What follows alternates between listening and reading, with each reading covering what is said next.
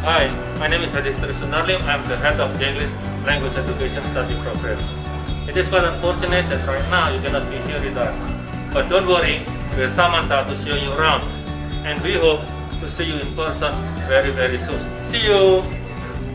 Okay guys, so we have three laboratories in the English department. First and foremost is the SAC. It is the Self-Assess Center. It is used for you to study independently, especially in improving your grammar.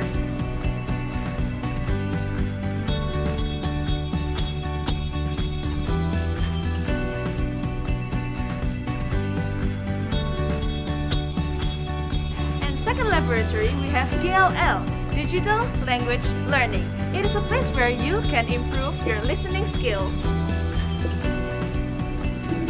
And last but not least, we have EDR2. It is a place where you can improve your reading and writing skills.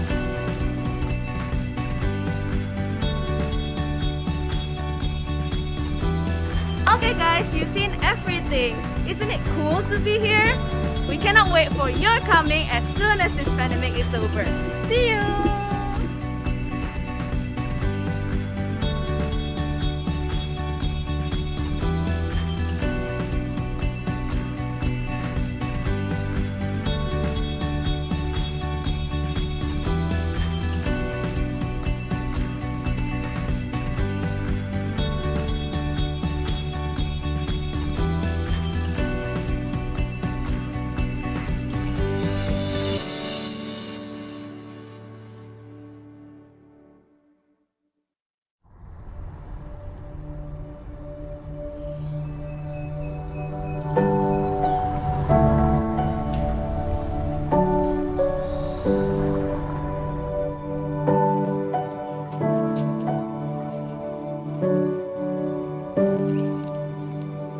Radio Republik Indonesia, Surabaya, in the English Department of William Mandala Catholic University, Surabaya.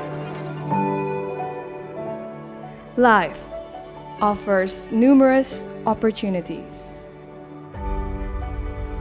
to learn and do all the things we want, discovering new things, meeting people, building interaction, knowing one another, and working together.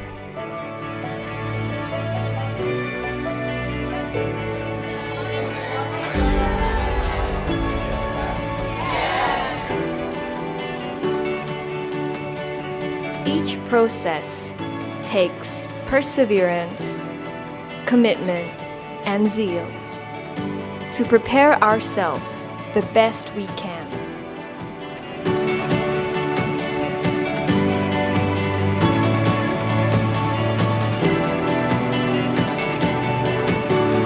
To respond to the ever-changing challenges, so we become ready to pass each test in life.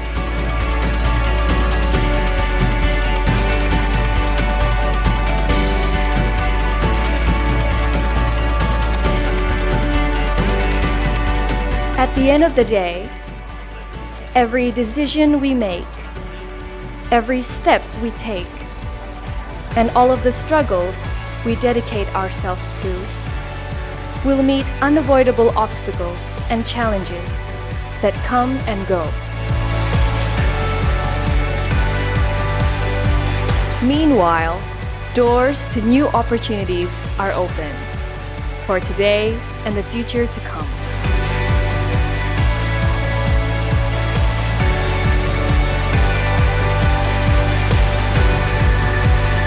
By consistently reaffirming, exploring, and learning continuously, we thrive to be better characters.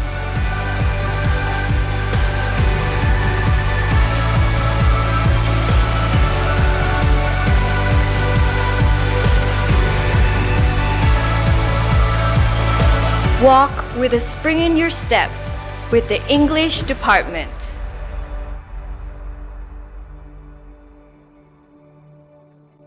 Widya Mandala, a life-improving university.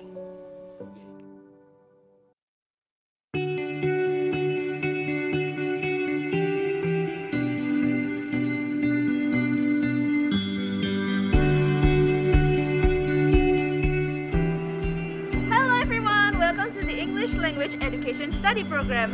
Come and follow me and let's take a look around.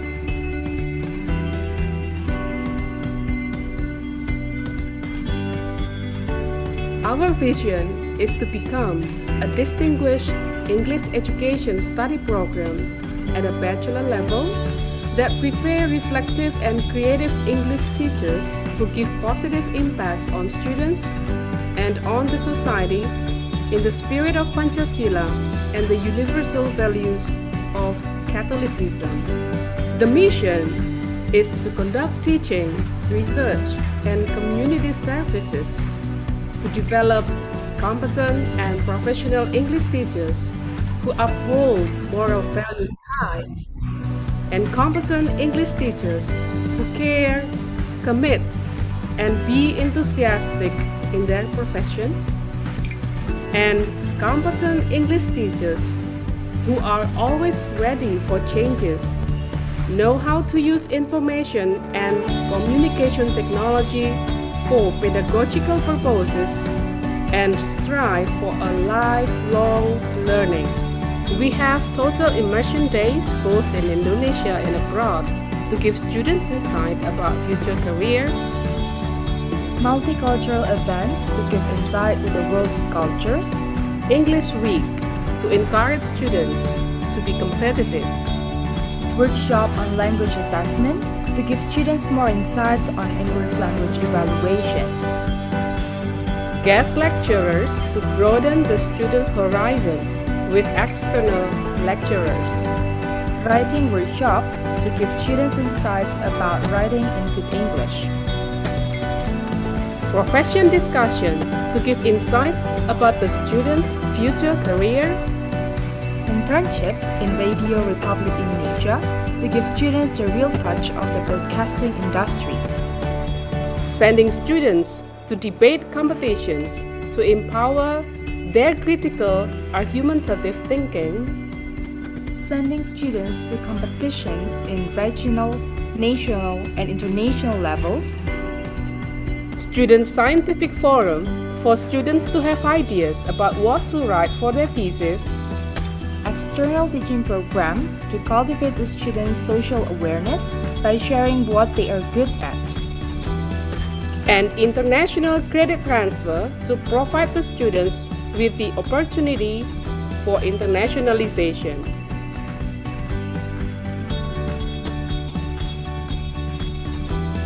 Hi, my name is Raditya Sunarlim. I'm the head of the English Language Education Study Program. It is quite unfortunate that right now you cannot be here with us. But don't worry, we're Samantha to show you around. And we hope to see you in person very, very soon. See you! Okay guys, so we have 3 laboratories in the English department. First and foremost is the SAC. It is the Self-Assess Center. It is used for you to study independently, especially in improving your grammar.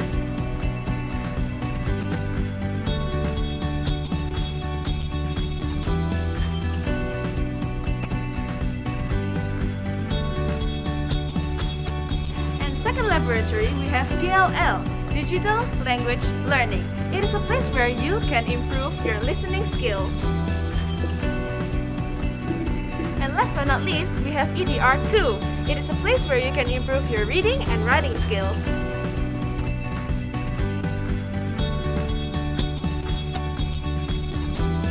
Okay guys, you've seen everything.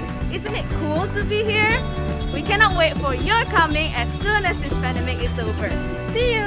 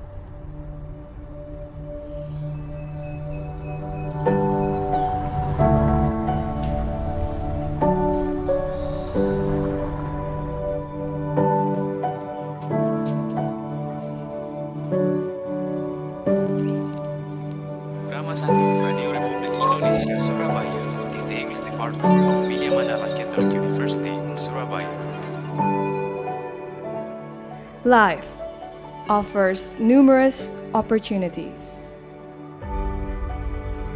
to learn and do all the things we want, discovering new things,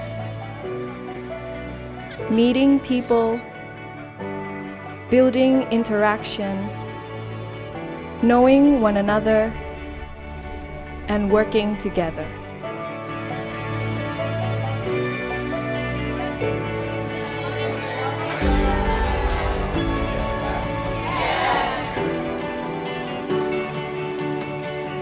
Each process takes perseverance, commitment, and zeal to prepare ourselves the best we can.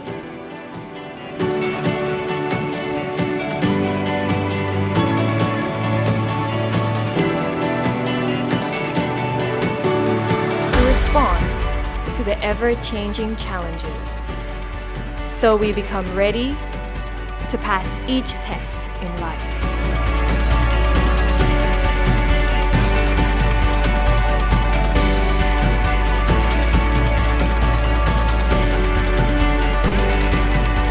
At the end of the day, every decision we make, every step we take, and all of the struggles we dedicate ourselves to will meet unavoidable obstacles and challenges that come and go.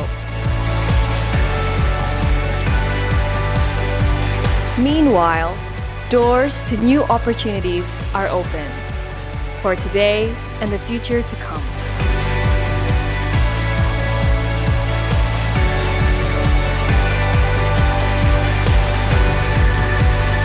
By consistently reaffirming, exploring, and learning continuously, we thrive to be better characters.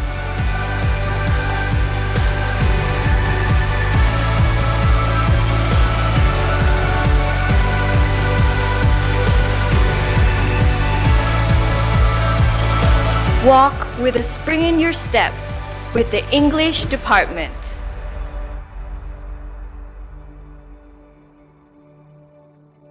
Widya Mandala, a life-improving university.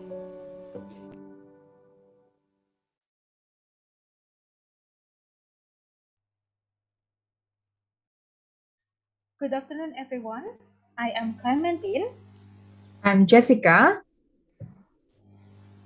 And I'm Anita. We will guide you through this event as the mistress of the ceremony. Good afternoon to the honored Mr. Mateus Yumananto, PhD, as the Vice Dean for Academic and Students Affairs of Teacher Education Faculty, to the honored Mr. Ignatius Harjanto, as the Vice Dean for Human Resources of Teacher Education Faculty, to the honored Mr. Johannes Nugroho Widianto, PhD, as the Head of the English Language Teaching, to the honored Mrs. Maria Josephine, as the Secretary of the English Language Education Study Program, our speakers, to the honored Ms. Austina Anggraini Permana and Mr. Andreas Wicaksono, our lecturers of the English Language Education Study Program, I see Bu Veronica. Hello, Bu Vero. To the honored, all the honorable audience. Hello, Bu Vero. And also,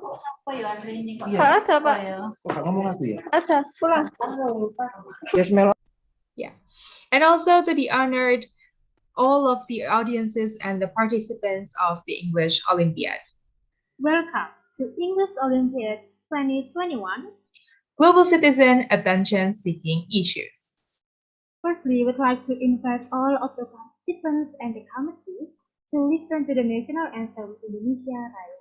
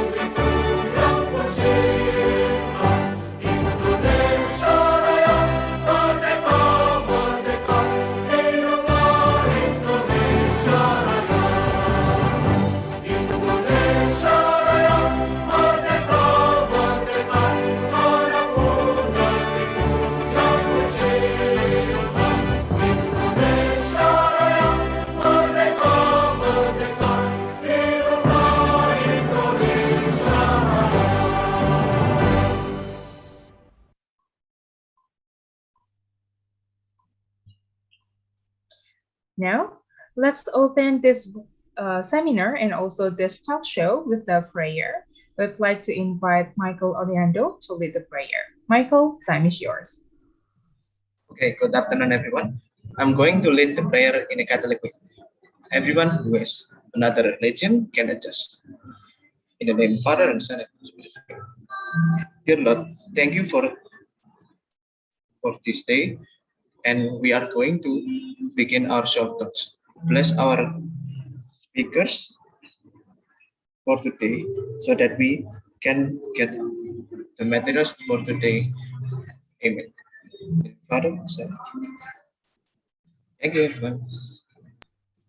Thank you, Michael. It's time for us to hear some opening speeches, and the first speech is from the head of the English Language Education Study Program, Mr. Yohanes Nugroho Widianto, PhD. Mr. Widianto, the time is yours. Honorable Dean of Faculty of Teacher Training and Study Program, Faculty of Teacher Training and Teacher Education, represented by the Vice Dean, the first Vice Dean, Pak Matius, and the second Vice Dean, Pak Arjanto. Honorable speakers for today who will be assisting us in to be judges, Miss Austina. Sorry, I just met you this morning. Miss Austina Anggraini Permana, or we just call her as Austina. She claimed to be the only one in Indonesia has got the same name as Austina. And yes, self-proclaimed.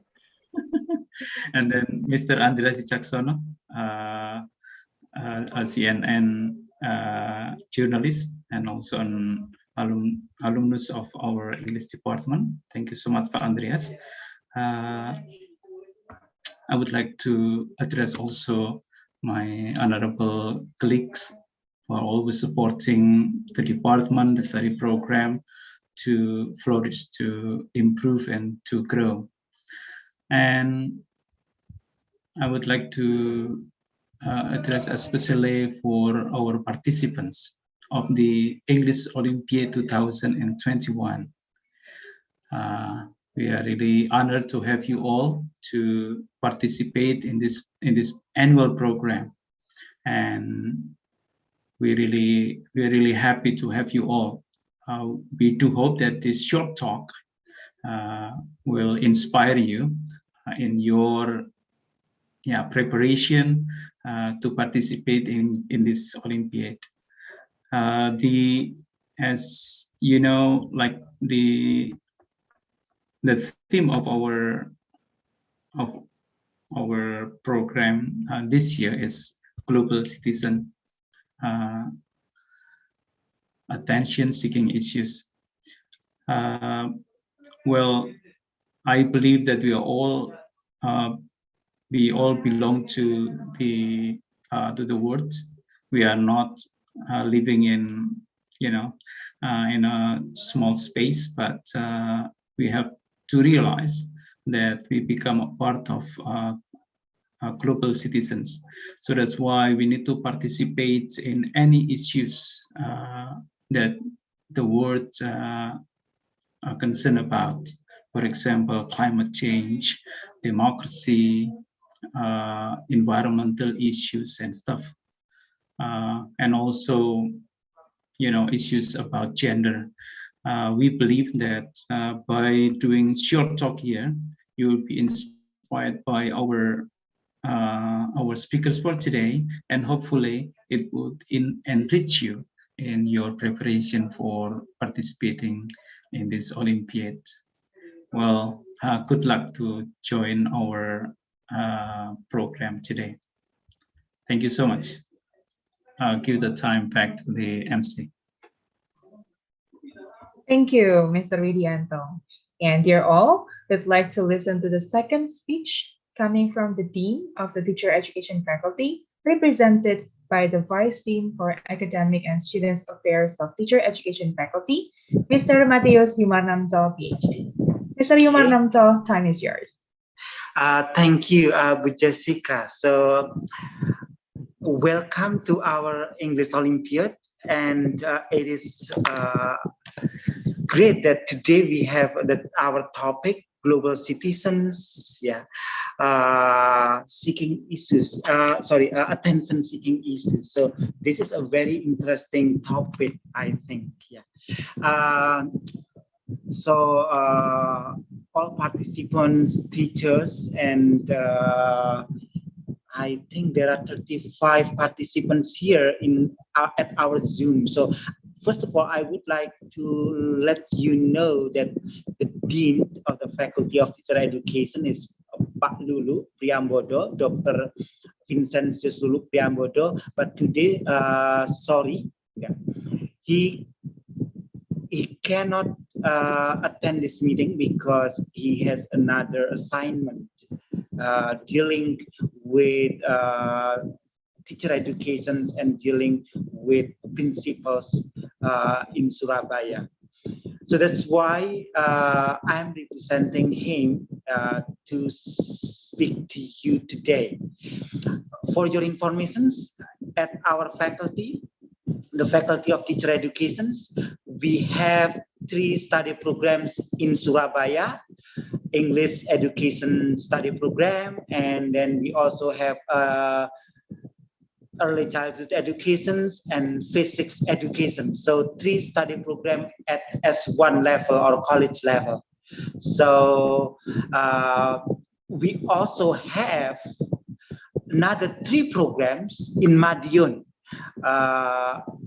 Indonesian language study program, and then we also have guidance and counseling study program, and we also have mathematics education study program. So all in all, we have 6 study programs under the coordination, the organizations of the Faculty of Teacher Education.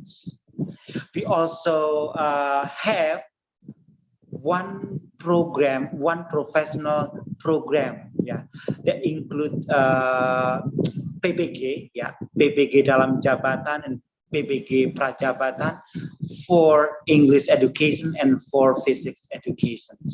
So once again, welcome to Faculty of Teacher Education. So I hope with this program, with this English Olympiads, you can improve your English, and you can also learn from each other and learn from the speakers today. So congratulations, and let's do it. Thank you so much. And I return this time to Bu Jessica. Thank you, Bu Jessica. Thank you. Thank you, Mr. Yumarnamto. Everyone, we already had all the opening speeches. It means we are ready to start the short talks. Today, we are going to have 3 short talks, and the first talk will be from Ms. Austina Anggrani Permana with the topic of being a public speaker. The second talk will be from Mr. Andreas Wicaksono, SPT, with the topic of grasping and reporting hot issues. And the last but not least, our third talk will be from Mr. Yohanes Nugroho Widianto, PhD, with the topic of speaking convincingly and persuasively. Wow, all the topics are interesting, Miss Jessica. Very interesting, And the most exciting part, Miss Jessica, is that our speakers today will share some valuable tips supporting us better in public speaking. So, dear participants, be ready to learn many things today, And also, we want to remind you several things. First, we will have the Q&A session at the end of each talk. So, all participants, you may write your questions in our Zoom chat box or YouTube live comment sections anytime during the talk. Once again, for all participants, you may write your questions in our Zoom chat box or YouTube live comment sections anytime during the talk, and we will read them at the end of each talk. Another important thing, the attendance form will be sent at the end of this event, so everyone, make sure that you are staying with us until the end. Now, let's get to know each of our speakers, who will also be the judges for the competitions of English Olympiad 2021. Thank you, Miss Oza. Yeah. Now let's get to know more and deeper about our three speakers, everyone. The first speaker of today's talks is Ms. Austina Anggraini Permane. Ms. Permane is an English public speaker and an English teacher. Her passion and love in those two fields have led her to make her own English language center named Austin Gonvo Class. Not only does she teach in the institution, but she also maximizes the use of social media to share her knowledge in English and public speaking to many people. For your information, she is very active in TikTok with approximately 120,000 followers and in Instagram with approximately 11,000 followers. Wow. You can find her account in the name at Osina Permana. Hello, Ms. Permana. It's very nice to have you with us here. Hi, everyone. Hi. Hi, thank you for having me. Yeah. How should we address you, Ms. Permana? Nah, just call me Austin. Austin. Okay, Don't, thank you. yeah. Thank you, Austin. Now, Ms. JJ, the second speaker, we have our family member, Mr. Andreas Wijaksono SP. Mr. Wijaksono is one of the English Language Education Study Program alumni. He graduated from the department in 2004. His interest in writing and journalism has led him to work in RTTI Surabaya from 2004 until 2013, in Bandar Jakarta from 2013 until 2015, and also finally in CNN Indonesia as a photojournalist from 2014 until the present time. And also Mr. Wijaksono is also a member of AJI, or Aliansi Journalists Independent, and he has written 3 books entitled Lombok, Pedes Nang Cangkem, Pedes Nang Weteng, and then Merawat Ingatan, Merajut Kemanusiaan, and the last is Neraka. Ooh. Very interesting, isn't it? Yeah. Okay, let's welcome. Hello, Mr. Wijaksono. Hello, hi, Okay, everyone. hi. We are really happy, Mr. to have you here to our So event. am I. Thank you. Thank you, Mr. Wijaksono. And our third speaker of the day is our own father in the English Language Education Study Program, Mr. Johannes Nugroho Widianto, PhD. Mr. Widianto has been teaching English for 22 years in the department. Can you imagine? 22 years teaching in the department. I guess he started teaching when we were still 2 years old, yeah, Miss Osa? Yes, you're right. Still 2 Yeah. years old. Yeah, and he took his doctoral degree in the Ohio State University in the US. His expertise is on teaching English to speakers of other languages, TESOL, second language acquisition, teacher and professional identity, teacher training, translingualism, multilingualism, narrative inquiring. Hello, once again, Mr. Widianto, or usually we call him Mr. Nugi. Hello, dear. Hello there. Okay, thank you. Now, without further ado, let's proceed to the first talk, Miss Jessica. And a reminder to our participants, once again, you may write your questions in our Zoom chat box or YouTube live comment sections during the talk. And later, at the end of this talk, we will read your questions and deliver it to the speakers. Again, we'd like to invite Ms. Austina Anggraini Permana or Austina to be our first guest speaker. Hello, Austina? Can you hear our voice? Yeah, we can. But maybe your video is a bit pausing, yeah? Oh, yeah. Okay, yeah. Hello, Austina. Are you here with us, Austin?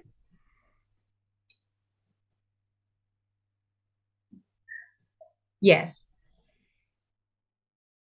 Here? Yep. Yeah, it's raining heavily here, so yeah, the internet connection is unstable. My bad. It's okay. So, Austin, some people here may have not known you yet. So, could you perhaps tell us who you are in specific and what are you up to?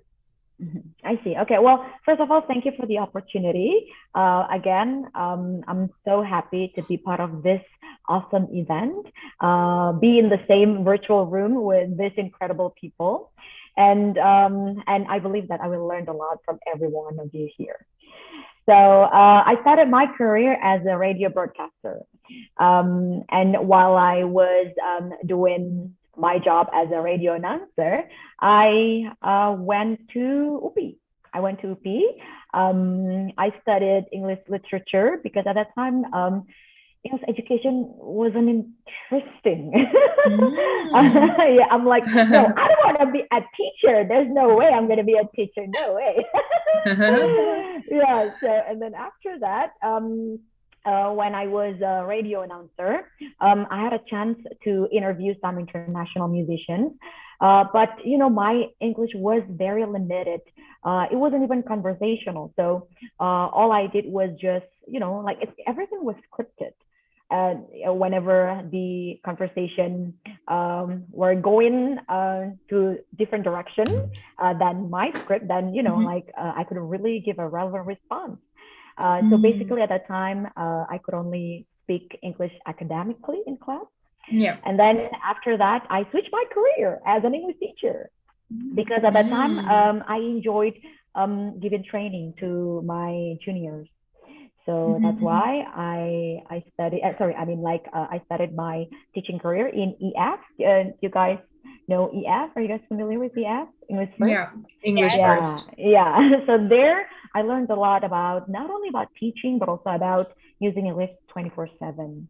And after teaching there, I decided to run my own business.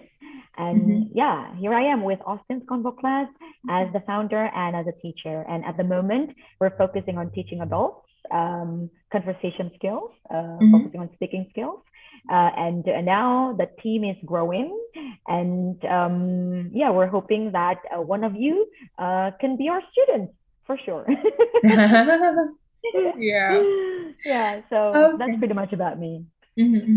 So you started the career as a radio announcer. So does it mean that when you started to take the English literature in the Indonesia University of Education, it means that you need the English so that you can be supported with English language in your career. Is that so? Oh no, actually,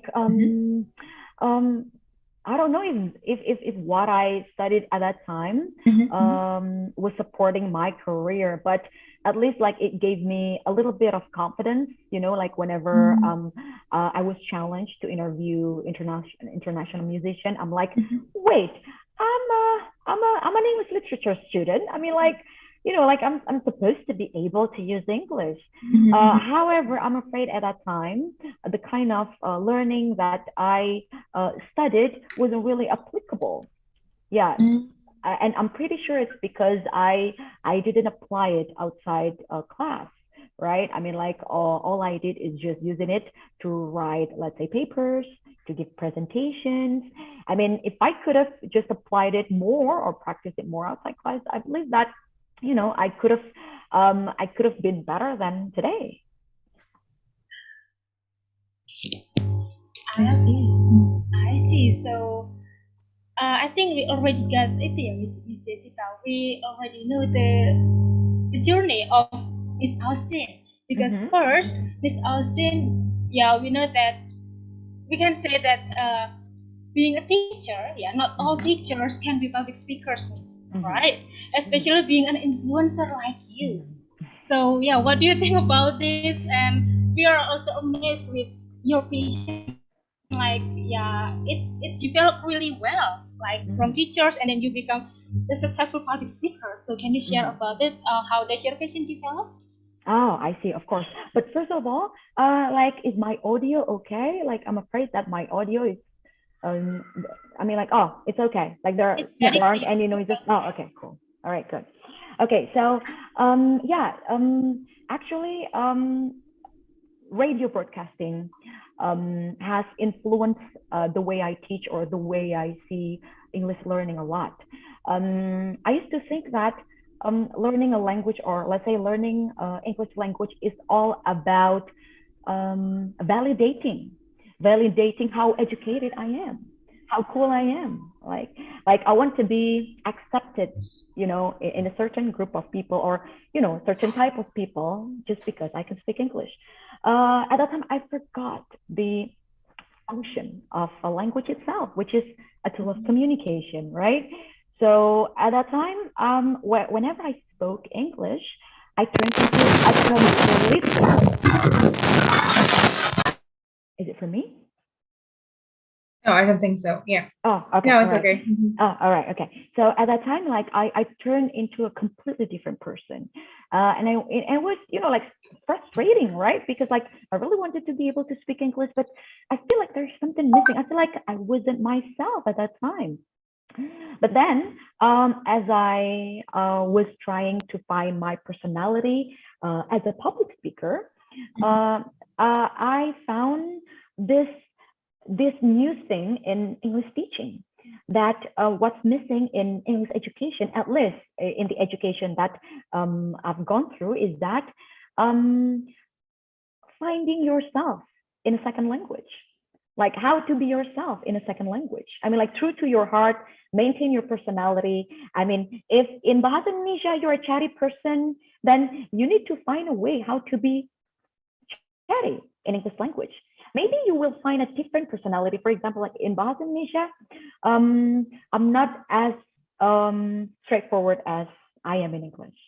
There's a little bit of personality that I find in English, but it's still me. It's still me.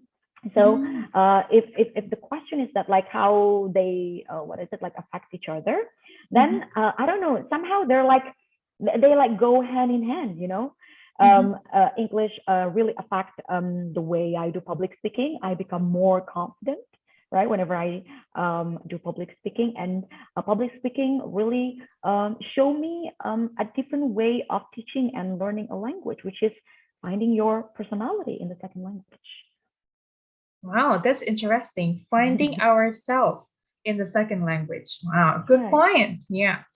Yeah, if you say so, then does it mean that your English as an English speaker or as an English public speaker, does it mean that you have this public speaking skills starting from the beginning as a natural talent, or it's actually can be nurtured by everyone? Oh, definitely the latter one. It can be The latter. nurtured. Yeah, the latter. I mean, I believe that everyone was born with, you know, with some talent, right? That's just a factor. Doesn't mean that when you weren't born with that talent, then that's the end of the day, you know, like you will never ever be able to do that. No, that's just a factor, but it doesn't mean that you can. So I believe that somehow public speaking was something that I was born with. However, it doesn't necessarily mean that it comes easy. It doesn't come easy, right? Because here's the thing. What is it? My journey in public speaking was quite, you know, like full of ups and downs. I mean, like I try to find how I want people to perceive myself, right? Because like as a public speaker, you want to build a certain image, right? You want to build a certain image, how people want to see you, like what kind of perception do you want to build. And then at that time, when I was back in radio broadcasting, in radio station, the image that was built, like, because, you know, like we have this programmers, like program directors or like seniors that would try to see our personality, and then after they would create what kind of image that would be suitable for me. And then at that time, the image would be, at that time, my image, the image that they built for me is that funny and informal. So like they only gave me informal events like music events, outdoor events, where the MC or me has to be fun. Like I have to be the comedian. And turned out I wasn't enjoying it. I'm like, no, it's so draining, it's so tiring.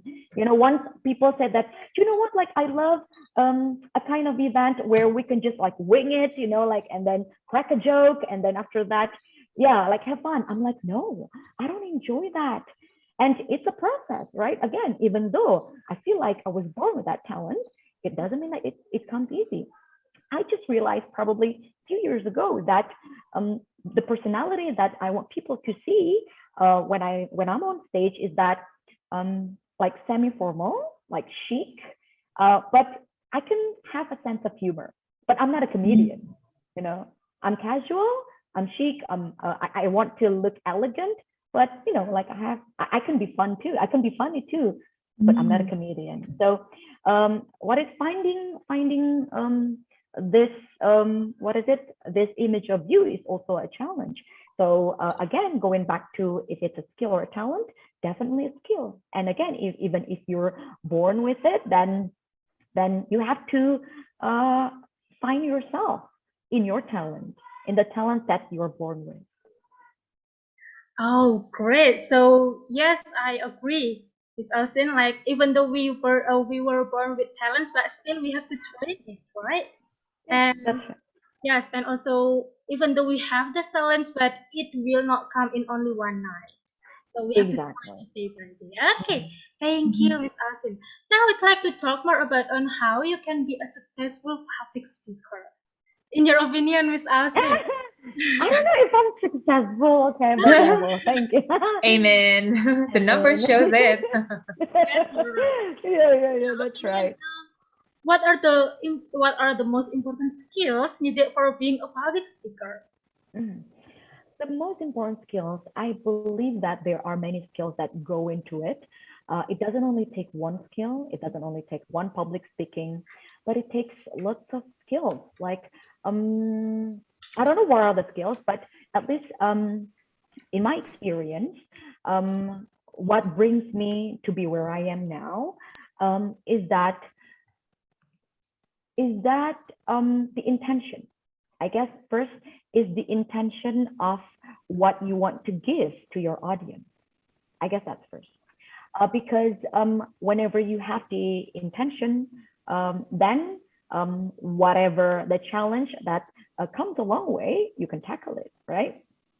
So the first skill would be perseverance. Because let's say when you first speak in front of the public, it is most likely that it won't be successful at the first try or at a first attempt, right? There will be a lot of failures, right? There will be a lot of first timers, okay? So first, it should be perseverance. And then second of all is that the skill is that to be open-minded. To be open-minded here is that like to be able to take criticism, okay? Because can you imagine when you're on stage or when you're in front of camera, somehow you're in a different world, right?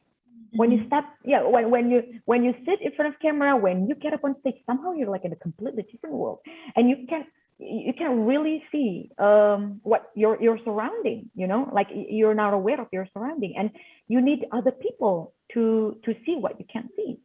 So taking criticism and then accepting it, and then see which criticism that's constructive and good for you is actually another skill that you have to have when you want to be, let's say, getting better in public speaking. And then third of all, another thing is that you need to have one other subject that you love so much other than public speaking. Okay, because if you have one subject that you love so much, then you will have this urge or eagerness to share it with other people, right? And when you want to share it, you know, the best way to share it is, you know, like at this age is through videos, right?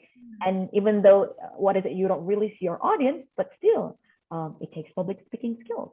But then when it comes to something that you care so much, that you're so into, then, you know, like you would find it exciting. So I guess that's pretty much all the skills that you can actually cultivate, okay, to be always better at public speaking. I see. So those three important things. Yeah. So perseverance, open-mindedness, and also one other subject that you love. That's right. Okay, noted. Well noted, everyone. And then, talking about how we become another us, maybe, yeah, in front of the camera. So you mentioned it before that we entered a new world of us in front of the camera. Then, because we need to be always in front of the camera as a public speaker, and then people need to see us. Then many people tend to think that being a public speaker, one must be good looking. So he must be handsome. She must be beautiful. What do you think on this matter? Will you say this as a fact, or maybe it's just a myth, or it's just other people's opinion? I used to think that way. I used to think that way. Like only people who are super, super, super good looking, angelic, goddess face can be in front of camera. Or the opposite. Like as if there's no middle ground. Either you're like the top or you're like the bottom. I used to think that way. And I believe that that kind of mindset was there because at that time the opportunities weren't as many as now, right? But now we can see that everyone can be a public speaker. What matters, in my opinion, is that you need to be attractive. Attractive has broad meanings, right? Attractive is as in personality. When your personality is attractive, and then you can present your attractiveness by, let's say, wearing outfit that's representative, right? And then know what the event is, what to wear, how to say, how to behave, then you're attractive. If you can, like tick all those things, then you can always be a public speaker. So I guess maybe that wasn't a myth. That was, I guess that's an old mindset, right? That one was just an old mindset. But now, like everybody can be a public speaker as long as you have attractive personality. Okay, so I think it's very important for us, Yamis, to underline that, as you said before, now we have a lot of opportunities to be public speakers, and everyone can be one of them. But we have to remember that, yeah, we have to be attractive, for example, like in the personalities. Exactly. Attractive because you attract people attention. That's what public speaking is about, right? Attract people, draw their attention, right? Yeah. Okay, so not we have to be handsome, we have to be beautiful, but we have to take care also. We have to know how to behave very well in front of the camera. Okay, thank you. Another problem is standing on a stage, speaking in front of many audiences will never be easy for some people because, like, we have to deal with our anxiety, we have to deal with our negative feelings, negative emotions. Nah, yes, Miss, would you mind sharing some tips to maintain the stage fright? Oh, sure. Yeah. Stage fright. Oh my God, that's a good friend of mine. It's always there. I don't know. Like it just never go away. I don't know why. All right. So, but the way I handle myself whenever I experience stage fright is that first I need to prepare. That's it. Preparation. Preparation here is like, let's say, write the script, right? Write the script. It can be, I mean, like, it's up to you. You want to go like full script or you want to have like bullet script. It depends on which one that's most convenient for you. But you have to make some preparation, okay? And when you write the script, then you will automatically do your own research on the events, on the people you're going to speak with, on the people or that you're going to interview, right? So you have the knowledge, you have the subject mastery, because stage fright may occur because you don't master the subject. But when you master the subject, you're one step closer to a successful public speaking, okay? And then after you, at least after I write script, and then I will say it out loud, okay? Because when you write it and then when you hear your own voice saying it, you will have different kind of experience and you will get better understanding of what you write. So say it out loud, okay? And after you say it out loud, if it's, let's say, a live event with stage and then live audience offline event, then what I would do is that I would say it out loud with microphone and on stage. So that's why a rehearsal is essential. Because again, you know, like if it's your first time hearing your voice on a microphone on stage, right? Sometimes it sounds weird and you don't want to have that kind of feeling while the audience is already there, right? So let that, you know, that weirdness happen before the audience is there. Okay, that. And then after that, stage again feels like a completely different world, right? When we're when we're a talent or when we're an MC. Then what I would do is that I would walk around the stage to get to know the ambience of the stage. So I won't feel that what's on my right, what's on my left, what's on my back is something weird. Like by walking around the stage, I will get to know my surroundings. So whenever I move, you know, like I won't feel that, oh my God, like I step to the side that I've never stepped before, you know, right? Like, oh my God, like I have to move back. Oh my God, this is weird. Like, how am I going to look like, right? So walk around the stage to get to know your surrounding, and especially because stage is your playground. You got to know your playground. And if there are, let's say, what is it, instruments in the back, well, you got to know, oh, in my back, there's a drum. Over here, there's another, what is it, mic stand. Over here, there's, let's say, whatever it is, right? Okay, so you got to know your space. That's got to be your space, okay? And you have to feel safe within your space. And then after that, what is it, is it the third or the fourth? Okay. I lost count. All right. This so is the next one. the sixth one already. Yeah, the next one then. Yeah. The next one is that, you know, I used to have stage fright because I felt that my audience is my enemy. My audience is judging me, you know, when in fact, you know, like when you're the audience, whenever you see somebody on stage, all you want to do, or everything that you wish for that person, even though you don't know that person, is that, yeah, I mean, like I want you to be successful. I don't want you to fail on stage, because, you know, to see somebody stumble and fall on stage would be somehow cringy, right? You want to see people on stage to succeed.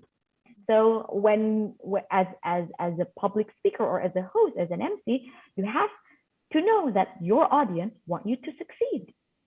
They don't want you to fail. So they're not your enemy. When you know their audience want you to succeed, then at least it's going to minimize the stage fright. Okay. And then after that, what you can do to feel what the audience feel is that, at least what I do, what is that, again, I will circling around, walking around the audience area. Sitting, if there are chairs, then I will sit in different position. Let's say that if it's in the front row, like, oh, I will look, oh, people will look at me that way, oh, that big, okay. And then after that, I'm gonna sit, let's say, like in the middle. Oh, I will look like that from this point of view. And then, oh, maybe like I'm going to stand like on the very side of the venue. Let's say, oh, that's how people are gonna look at me. So yeah, you at least you know how audience going to look at you. And again, right, like because they're your friends, then what is it? At least you can get a better understanding of what the audience is feeling about you when you're on stage. I see. So in total, around 7 points, yeah. And then, yeah, I did the counting. And then from those 7 points, well, that can be done maybe a few days or a few weeks before the event, or also maybe a few hours before the event.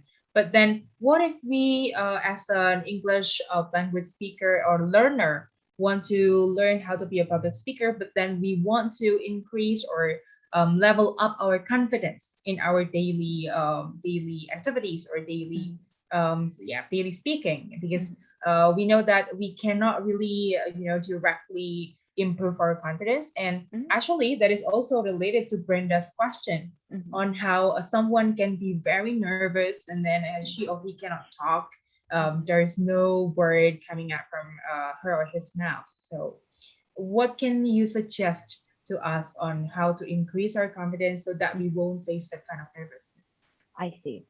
I'm afraid that the suggestion would sound very cliche, but it works like a charm, really. Mhm. Okay. So um, I always try to improve my skills. Okay. I mean, because if you don't improve it, if you don't polish it up, then you will lose the skills, right? Mhm, mhm. And what I find very effective to be applied by every one of us, okay, for any kind of form of public speaking, either it's a class presentation, either it's a Zoom meeting or whatever it is, even it's a family gathering, is that first it has to be a habit, right? Like what Clementine says, right? Like, you know, it doesn't happen overnight. Like today you're stuttering and then the next day suddenly you become Oprah, right? Or Obama. No, you can't, right? So it has to be a habit. And the habit that you can take is super, super simple, which is write. Write. And, you know, just write for 10 minutes.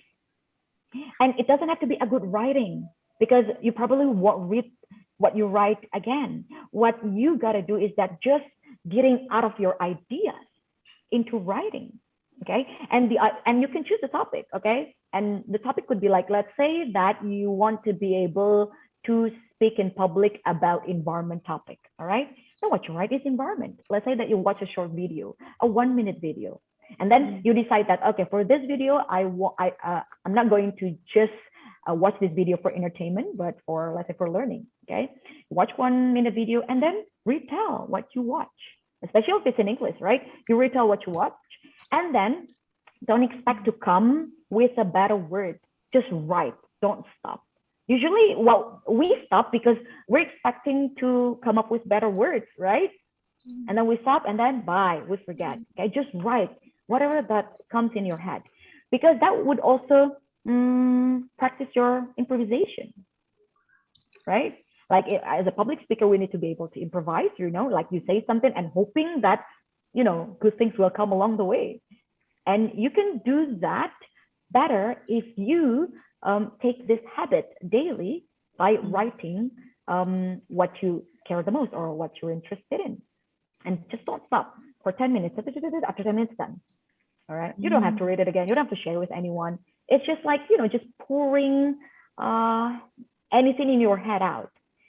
And then after that, oh, I'm sorry, it doesn't stop there. Okay. After that, okay, you have social media. You know what I'm telling you. Speaking on Instagram story, really practice my English and my public speaking in English. All right. I mean, like we have this free platform, right? Where we can express ourselves, you know. I mean, if you don't feel embarrassed by taking thousands of pictures, right? Like, why do you have to feel embarrassed by speaking for 15 seconds on Instagram story? Usually when we post Instagram story, we just like no narration, right? Or like just hi, hey, hello, that's it. So if you want to improve your public speaking skills by doing daily habits, then what you can do is write a script for one of your Instagram story, because that's what I do. When people think that, oh yeah, you can speak English on Instagram story, like, you know, it's just like fluid. No, I write the script. I take it seriously. Yeah. And then if you think that, oh my God, like there's so much to do, well, you know, like you gotta go the extra miles, right? Like it doesn't come easy again. It doesn't happen overnight. So write the script. Let's say that, hey guys, I'm in this cafe. This is my go-to cafe. This cafe has my favorite mochachiato or mochaccino, and I will come back for sure to this cafe. And then say it. And then, yeah, I mean, like sometimes you will end up with, you know, like 10 takes before you find the perfect one that you need to post. And if you do that, okay, on daily basis, I guarantee that you will see the change in your public speaking skills. Okay, wow. So yes, improvisation is always important, yeah, Misha, because we have to speak all the time in front of the camera, and we have to avoid any like silences in front of the camera because it's a little bit weird, right? Yeah. That's right. Miss, I have another question. Like, I think this is still related to the improvisation. So, what do you think about fillers when you are talking in front of the camera? Like, some people will think that yeah, that's normal to have fillers. Like, yeah, so blah blah blah. Like, what's that? Something like that. But some people think that filler should not be present in our public speaking, especially when we are talking in front of the camera. So, what do you think about this, Miss? And should we overcome this, or should we tackle this issue? And what should we do to tackle this issue? I see. That's a very good question. So, I believe that fillers exist in every language, right? Not only in Bahasa Indonesia, not only in English, like in every language. So, some people call it disfluency, but then if it exists in every language, so there are times when it's actually normal, right? Even fillers can be very useful. Fillers can be a way for you to emphasize your meanings or your message. When you want people to listen to you, or when you want to make a point, sometimes you take a pause, right? Yeah. So it depends on the occasion. I would say that it depends on the occasion. Let's say that if it's a speech competition, definitely every single thing you say would be judged, would be assessed, right? Then you need to find a replacement for your fillers. And the replacement would be some words, some filler words. If it's in English, again, because Bahasa Indonesia, I don't learn Bahasa Indonesia, it just comes naturally, right? That's why I can be more forward in English, because I learn the expression. So some fillers that you can use in English is that instead of saying, well, you can say, as a matter of fact, or you can say, I have to be honest with you. And then after that, you can speak very slowly. And within that few seconds, actually your brain is thinking fast, trying to find the right word to say, right? So there are some word filler that you can actually learn, but off the top of my head, what I remember is that as a matter of fact, and then to be honest, or honestly speaking, okay? So those are word filler that you can actually apply. However, if it's other occasions, then and you don't really need to impress people, then I would say that it's actually normal. However, I believe that by writing, okay, going back to writing, by writing and then practice what you write is slowly or gradually will help you better in delivering your messages. And as a result of that, the filler would be minimized. I see. So we go back to the habit, yeah. Exactly. The habit where we start with the small steps, yeah, but then it becomes a very good habit that improves us automatically. True. Okay, thank you. Yeah, we need to learn that, everyone.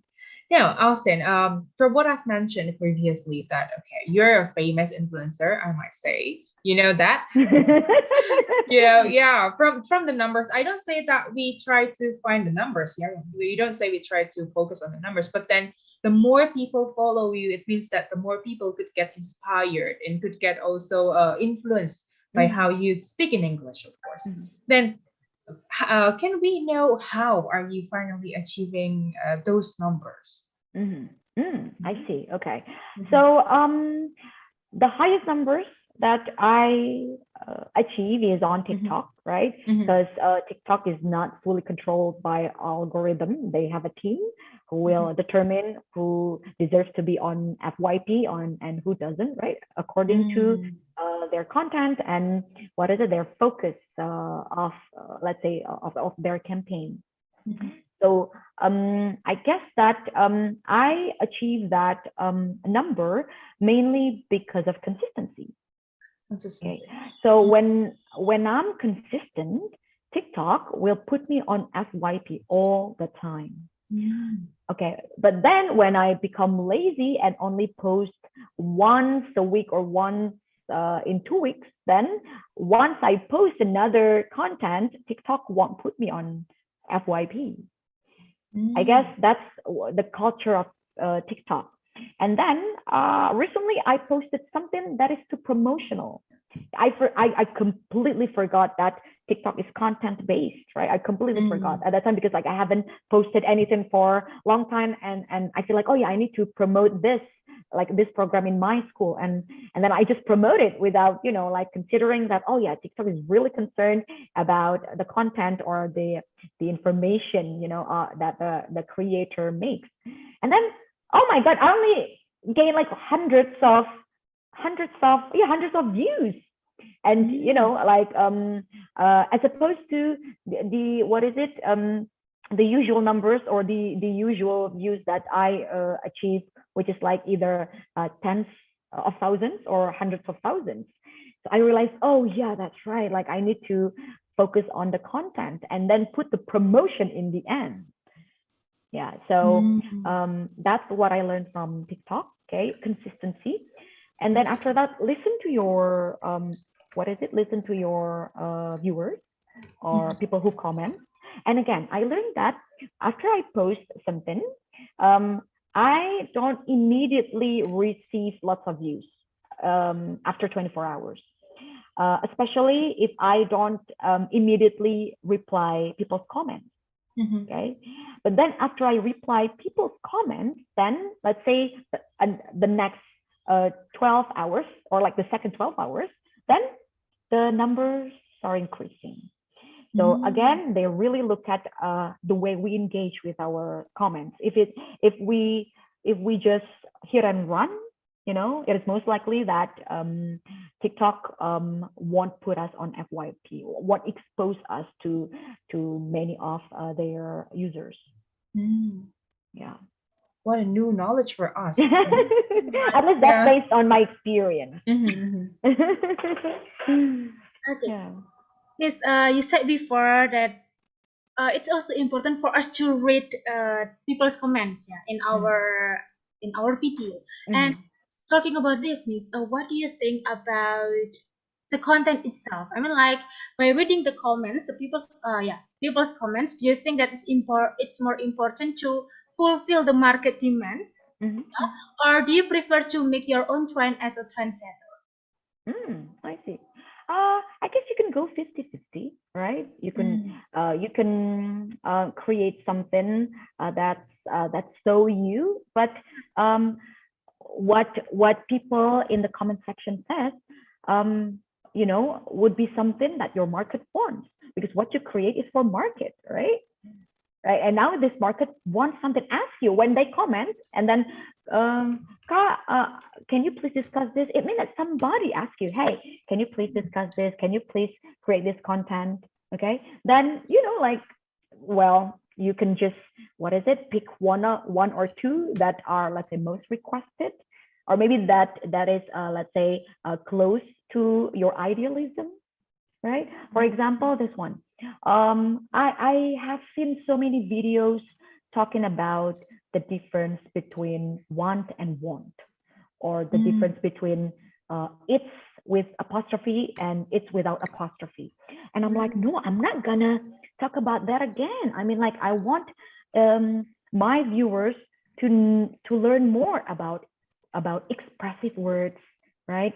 About something that would help them describe something, describe ideas, describe concept. Like, I want them to level up. But again, you know, like, majority of them want these basic things. So, you know, like, to do what I feel is right or what I believe is right and to fulfill their needs, I guess they are equally important. So there are times when I'm like, okay, I'm just gonna do this for the sake of fulfilling their request so that they're staying, right? Yeah. So yeah, so then, like, okay, yeah, let's do the difference between can't and can, let's say.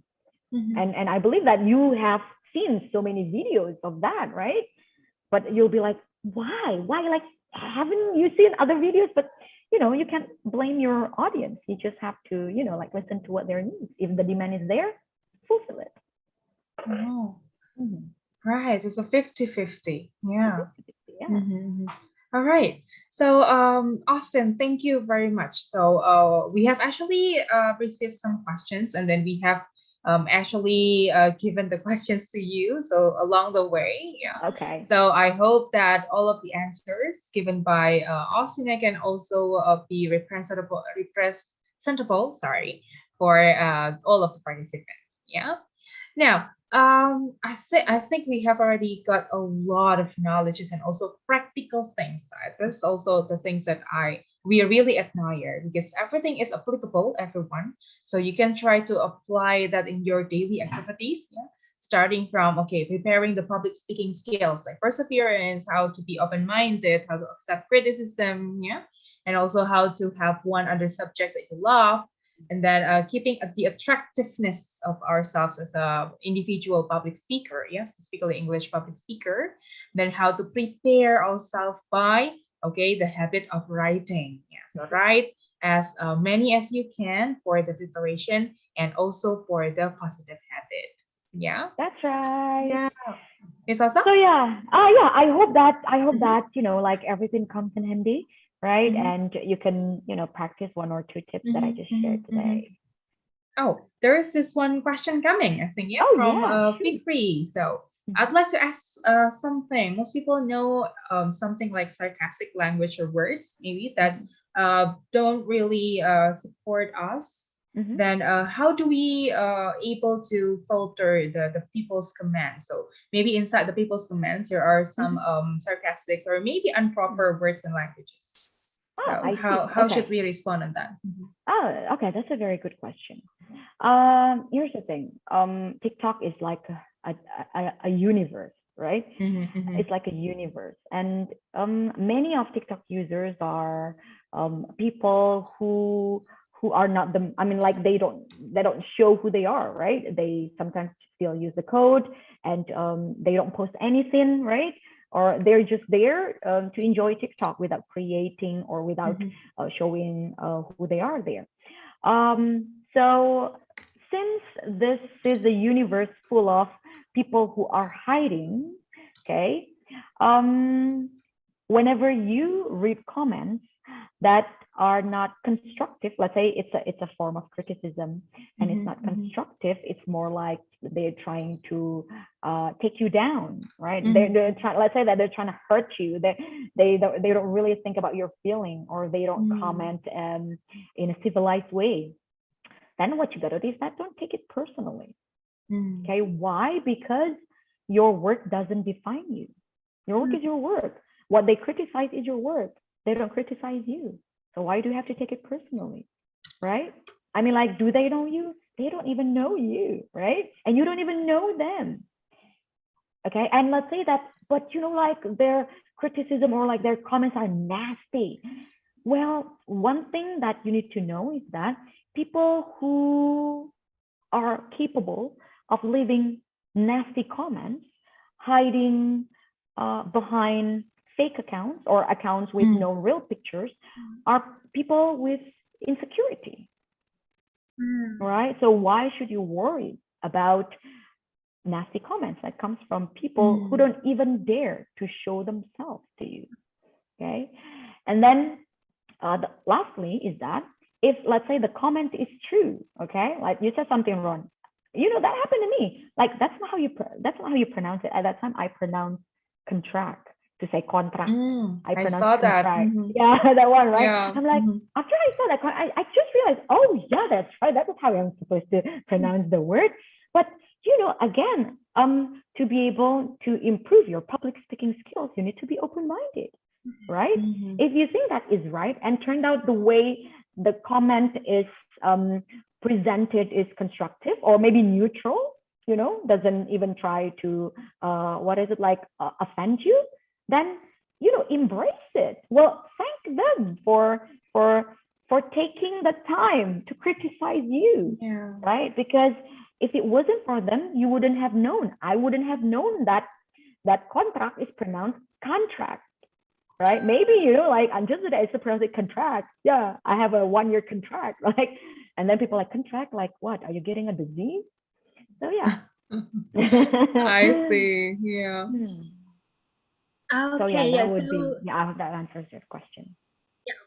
So the most important thing is that be open-minded, yeah, Miss. Like if it is true, then we can use those comments to improve ourselves, and we have to thank those people. But if it is not true, then we do not need to think about it really like very hard, because that's only people's insecurities. Exactly. Don't take it personally, right? Yeah, Don't take it personally. Your work doesn't define you. Yeah, our words. Remember, everyone, our words, their words do not define us. Yeah. Thank you once again, Miss. Really, it's very grateful to have you in our event, as we can learn a lot of things, right, Miss Jessica? Yeah, exactly. Well, I hope so. I hope so. I hope that is useful and you guys can practice it. Okay, thank you for your wonderful insight, for the knowledge, and also the tips that you already gave to us. Now, I think before we go on to the next section, we can take a picture first, yeah. All Miss right. Jessica. Yes.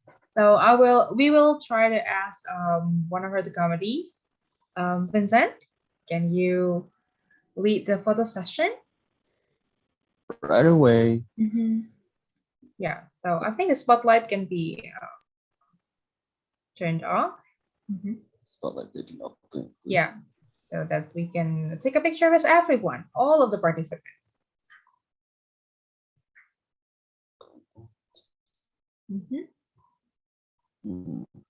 Okay. 1, 2, 3.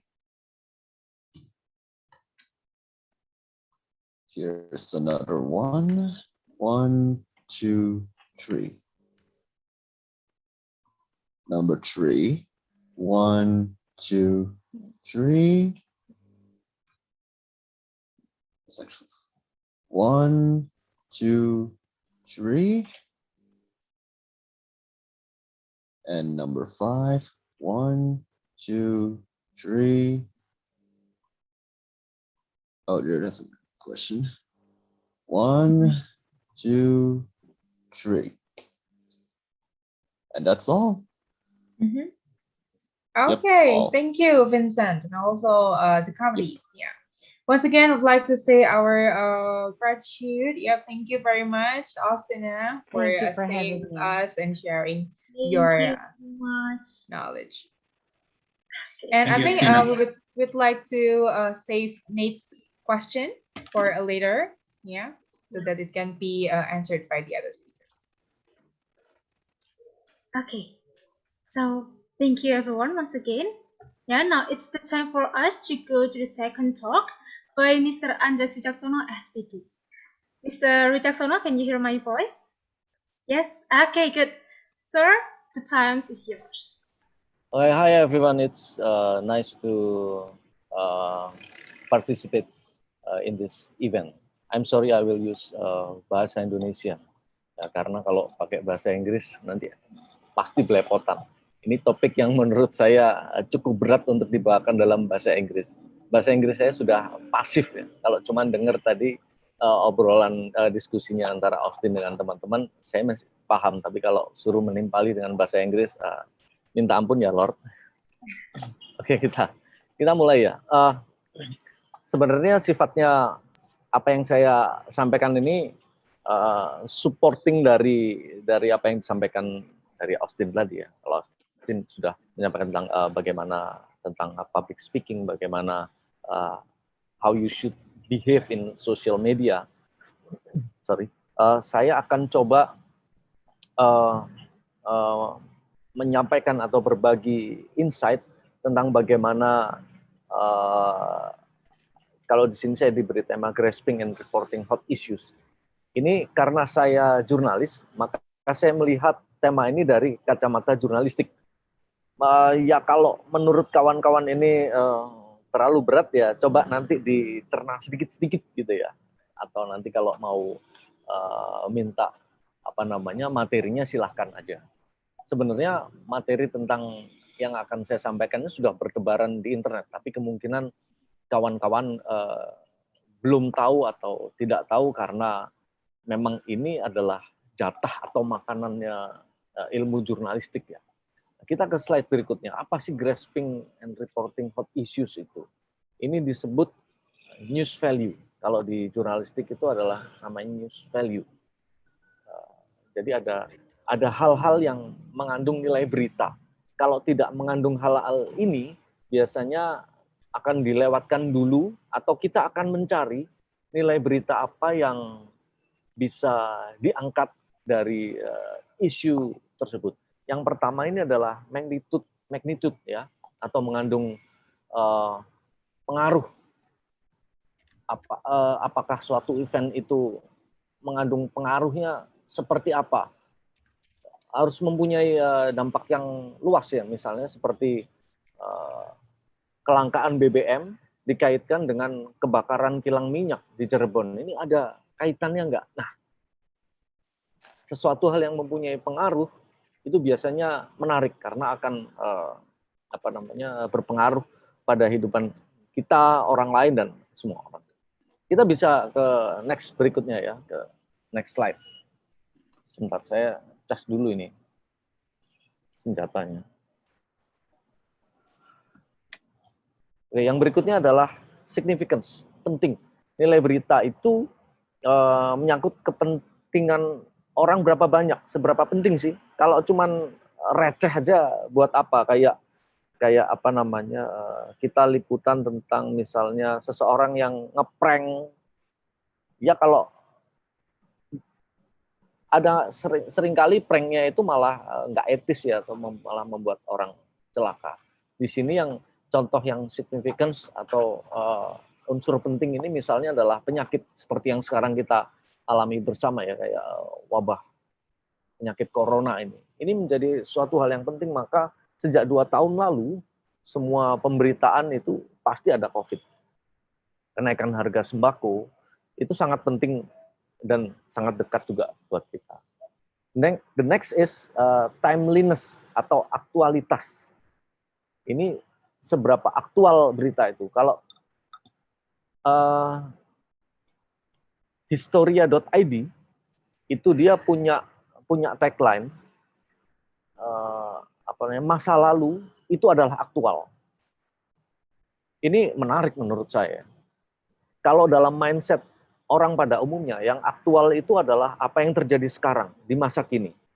Tapi Historia ID itu malah mengatakan bahwa masa lalu itu adalah aktual. Dan ternyata benar, banyak hal-hal yang hampir kita tidak tahu diungkap di situ, disampaikan di situ. Kalau aktualitas menurut kacamata umum itu adalah ya apa yang terjadi saat ini atau dekat-dekat ini itu sangat aktual. Seperti misalnya saya ingin mengangkat masalah kebakaran kilang minyak di Cirebon, ini masih sangat aktual karena isunya masih berjalan ya. Tapi misalnya saya ingin mengangkat dosa-dosa Orde Baru, itu mungkin saya akan tunggu dulu mencari kaitannya di masa kini yang bisa diangkat apa. Oke, next kita punya dalam news values, kita ada proximity atau kedekatan. Kedekatan ini bisa macam-macam ya, bisa kedekatan secara geografis. Misalnya saya tinggal di Surabaya. Beberapa tahun lalu itu Jalan Gubeng di Surabaya itu ambles. Buat orang Surabaya ini sebuah hot issue. Tapi mungkin buat orang di toli-toli sana, ini hanya berita lokal karena hanya terjadi di Surabaya.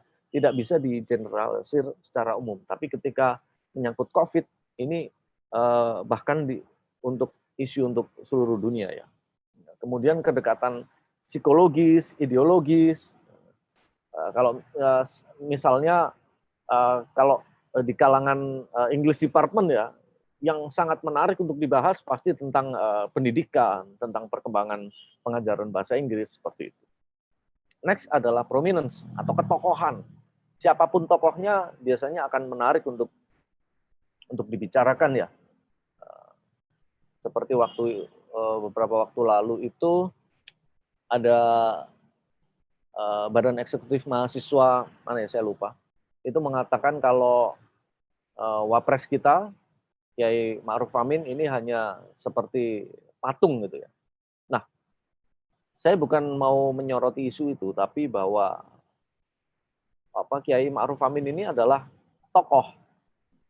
maka apapun yang terjadi pada tokoh itu, ini menjadi hal yang menarik. Nah, sayangnya ini dipandang berbeda gitu ya. Saya bilangnya ini dipandang berbeda oleh kawan-kawan infotainment. Ya, selebritis itu tokoh, iya. Tapi bukan artinya segala aspek kehidupannya itu layak diungkap. Dia pacaran sama siapa, dia sekarang bercerai, kemudian dia sudah menyiapkan honeymoon kemana, buat apa itu urusannya dia. Apalagi kalau selebritis ini pindah agama ke agama itu. Dia sekarang begini. Loh, ngapain itu urusan pribadi dia? Tapi ketika misalnya dia sebagai selebritis atau sebagai penyanyi, dia mengeluarkan album baru, itu sebuah hal yang istimewa, ya, itu karena dia tokoh. Tapi bukan berarti mentang-mentang dia tokoh, kita bebas mengumbar atau mengungkap semua hal tentang pribadinya dia. No. Yang keenam, kita punya impact ya, atau dampak. Semua hal yang mempunyai impact, yang punya dampak, itu akan sangat menarik. Ya, contoh paling dekat ya COVID ini.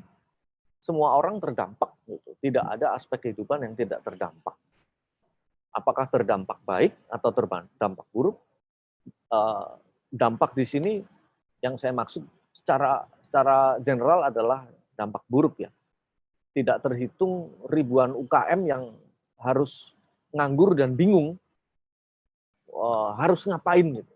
Kemarin saya baru liputan UKM, dia baru saja bangkit beberapa waktu lalu ini, beberapa hari ini, dia baru saja berhasil menerima order senilai 300.000 saja, yaitu terjual satu tas. Padahal sebelumnya dia bisa untung puluhan juta, belasan juta gitu. Nah, karena COVID ini dia jadi berhenti total, tapi lambat laun dia mulai bangkit lagi. Itu pasti menarik. Kemudian yang ke-8 adalah human interest. Segala hal tentang manusia itu biasanya menarik buat kita. Seperti misalnya cerita tentang The Elephant Man, John Merrick. Itu sekitar tahun berapa ya? Tahun 20-an kalau nggak salah. Dia itu mengalami cacat sejak lahir ya, tulang-tulangnya tidak tumbuh dengan baik sehingga dia cacat fisik. Dia disebut Elephant Man. Sampai sekarang kisahnya dia itu sangat menarik untuk diikuti. Ini tentang human interest ya. Biasanya yang menimbulkan simpati, tapi perlu dijaga bahwa sekali lagi jangan sampai kita sampai mengumbar hal-hal pribadi dia. Gitu. Misalnya saya ingin bercerita tentang transpuan itu waria. Kemudian saya sampai bertanya bagaimana Anda mengendalikan hasrat seksual Anda, misalnya seperti itu. Ya yang kayak gitu kan nggak usah ditanyain, Babang. Cukup kita bisa mengungkap cerita yang mengandung simpati dari orang yang ingin kita angkat ceritanya, tapi bukan kehidupan pribadinya. Enggak perlu itu. Gitu. Kemudian yang ke-9, next adalah unusualness atau keanehan, oddity. Segala hal yang punya keanehan biasanya laku dijual. Seperti misalnya kembar siam ya, lahir kembar siam. Itu pasti akan mengundang perhatian publik. Dan biasanya itu dalam tanda kutip, sorry kalau kasar, laku dijual di media. Biasanya media mau liputan seperti itu. Itu terkait banyak hal pastinya. Terkait medis, kemudian terkait bagaimana kelangsungan hidup dia, kemudian apa yang akan dilakukan, apakah harus dipisah atau tidak. Mengingat tidak semua kembar siam bisa dipisah. Ada yang lebih baik dia dibiarkan kembar siam saja, ada yang, ini bisa dipisah. Seperti itu. Nah, yang ke-10 atau yang terakhir adalah tidak kita pungkiri, seks. Seks menjadi sesuatu yang menarik untuk kita semua. Tapi yang sebagai orang yang bermartabat dan beretika, tentunya kita mengangkat isu-isu seks yang positif ya, seperti sex education. Bagi saya, film porno atau bokep itu bukan sex education, itu murni entertainment ya. Sex education itu adalah bagaimana kita meliterasi adik kita tentang menstruasi misalnya. Loh, adik saya laki-laki, ya nggak apa-apa. Laki-laki atau perempuan, dia patut mengenal apa itu menstruasi. Laki-laki atau perempuan wajib dikenalkan, laki-laki itu wujudnya seperti ini, perempuan itu wujudnya seperti ini. Bagaimana kita harus berinteraksi, bagaimana kita harus saling menghormati dan saling menghargai. Karena sejatinya kita semua manusia setara. Terima kasih. Itu dulu sementara, mungkin ada pertanyaan dari teman-teman supaya diskusi kita lebih asik.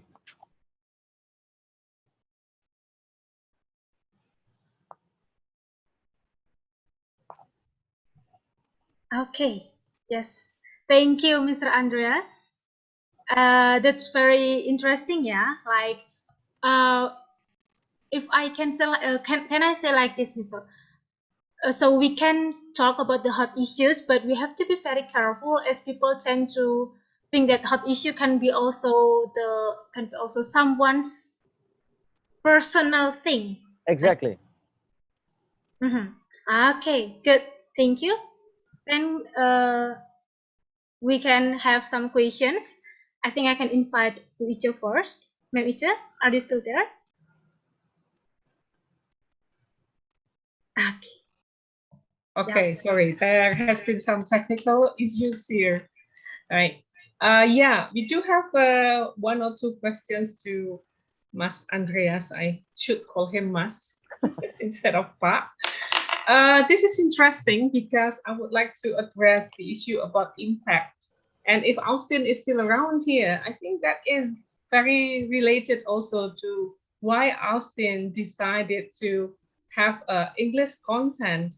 Yeah, I believe in this case, but Austin also wants to give impact to the society. Am I right? Or am I just guessing?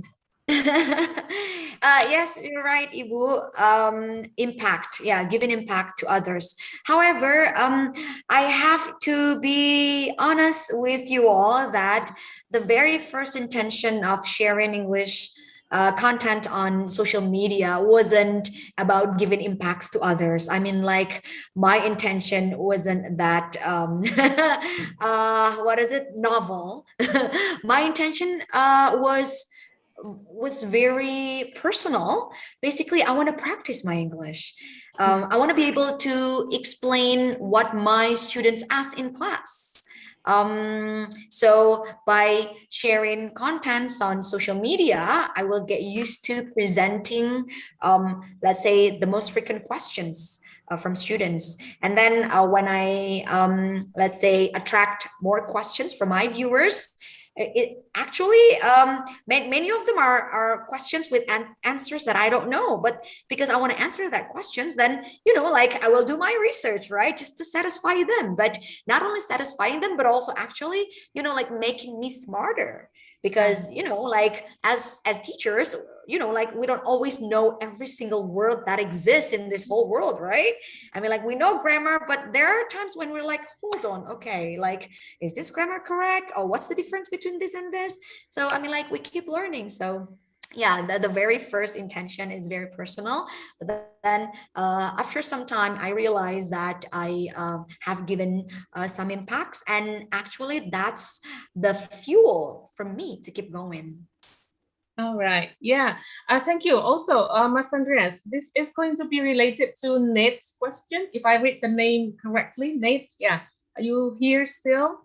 So one of your slides mentioned about how your news or your choice of news can also give impact. And then, in the society, then people would probably give like two polarized opinion. One could be a contra, one could be a pro. And then the contrast probably would give us, like, troll comments on your uploading news or uploading video. How do we deal with that, Mas Andreas? Freedom of speech, yeah.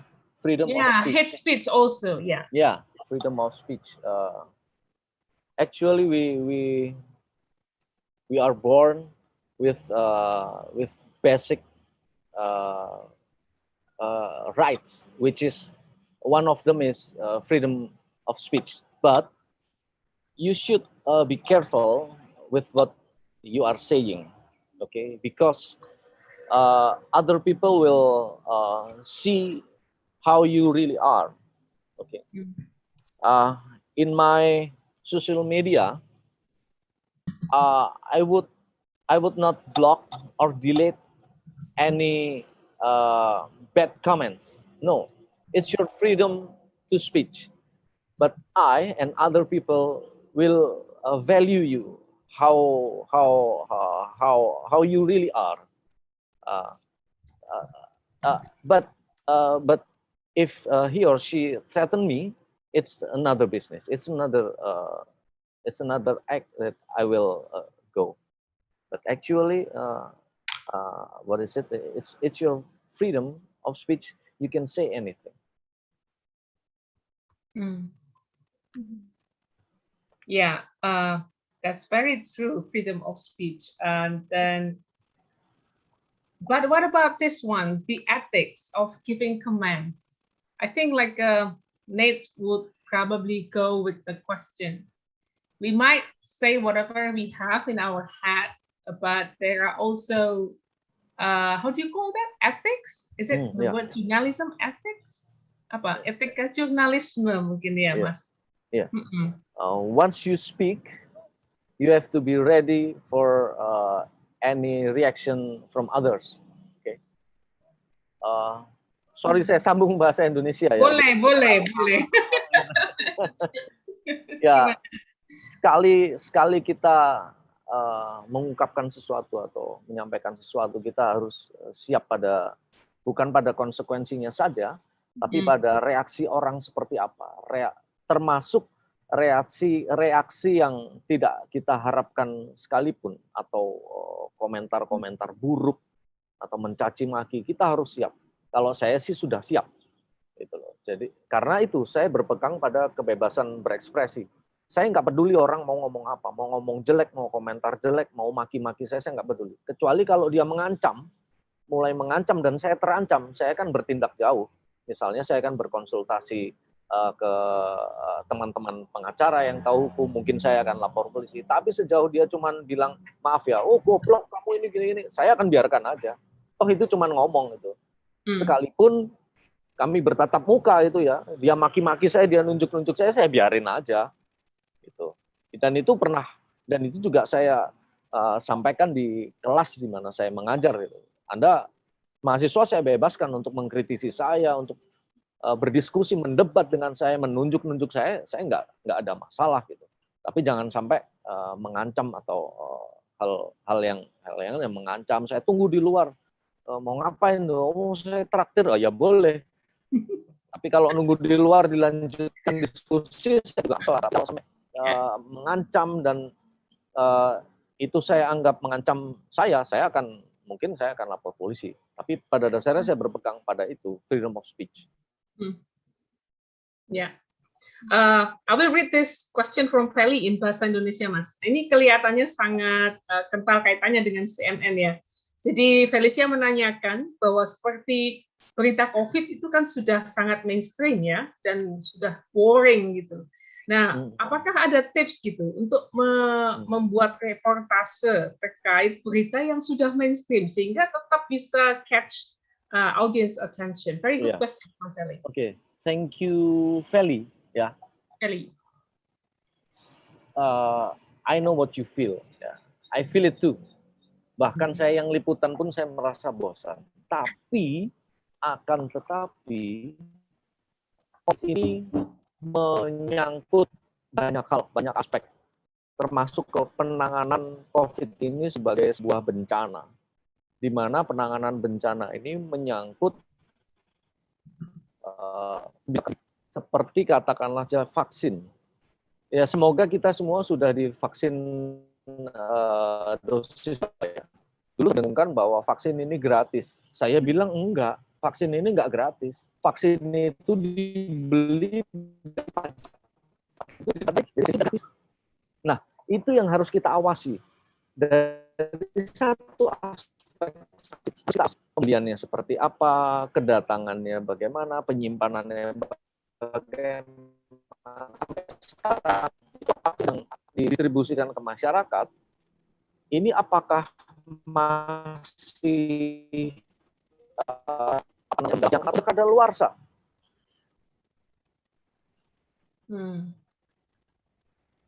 Nah,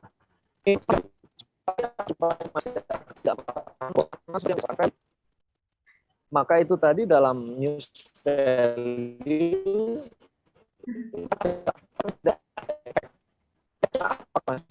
ya ini duit kita jangan sampai kebuang sia-sia.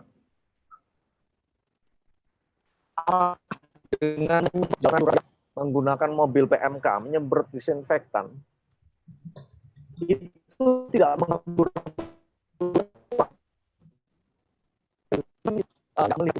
tapi patut kita tahu bahwa di luar sana juga ada bakteri baik tanaman yang kalau itu dibiarkan akan menghijaukan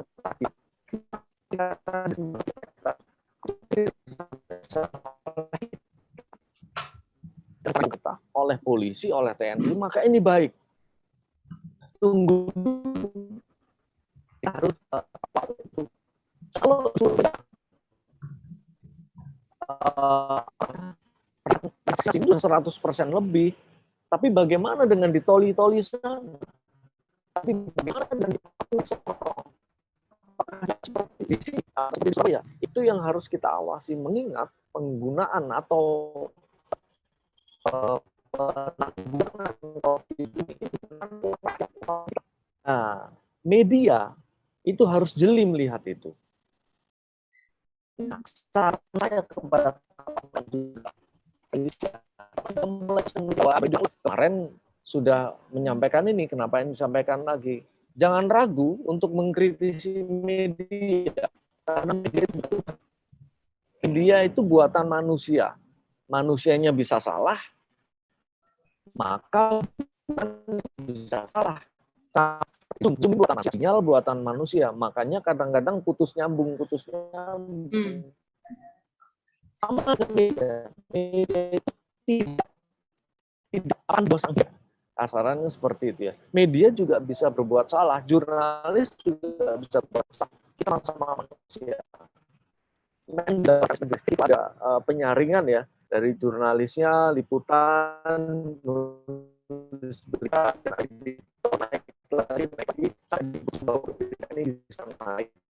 nah, tapi jika masyarakat melihat ini ada sesuatu yang nggak beres, itu dia. Yeah. Okay. Yeah. Thank you. It's a bit lagging here.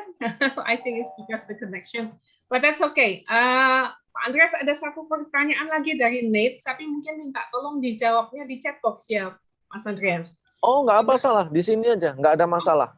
Nggak, karena nggak ada masalah. Oh gitu. Sebentar ya. Aja, sebentar. Boleh ya? Sebentar. Sudah dibaca ya? Sebentar. Ya, so sudah saya baca. Question tentang ini apa? Taboo topics. That's ya. The last question, Andreas. Saya tertarik dengan gender identity dan sexual orientation. Saya sangat tertarik ini. Nah, bagi saya, kalau apa namanya jenis kelamin itu cuma 2 ya. Ya. Tapi kalau gender itu beragam. Bahkan suku Bugis itu mereka mengenal 5 gender ya. Nanti bisa browsing sendiri. Jadi konyol ketika kita menyebut diri kita bangsa Indonesia, bangsa yang berbineka, kita menolak gender lain selain laki-laki dan perempuan, ini sebuah kekonyolan gitu loh. Dan sebaiknya hal seperti ini kita bisa melihat atau bisa mengangkat ini menjadi isu atau jadi topik bahasan dari sisi mana supaya ini nggak tabu. Misalnya dari gender identity. Kita melihat tentang pemenuhan hak-hak dia. Misalnya kawan saya punya seorang kawan yang dia transpuan ya atau waria.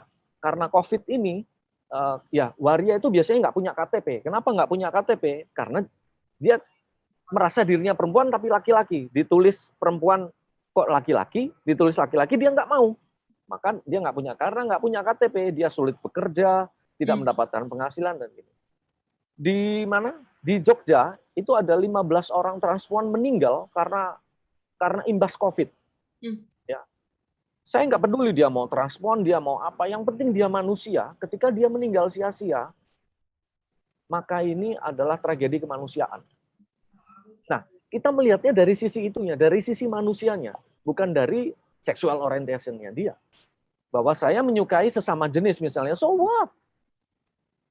So what? Nggak ada yang salah dengan itu.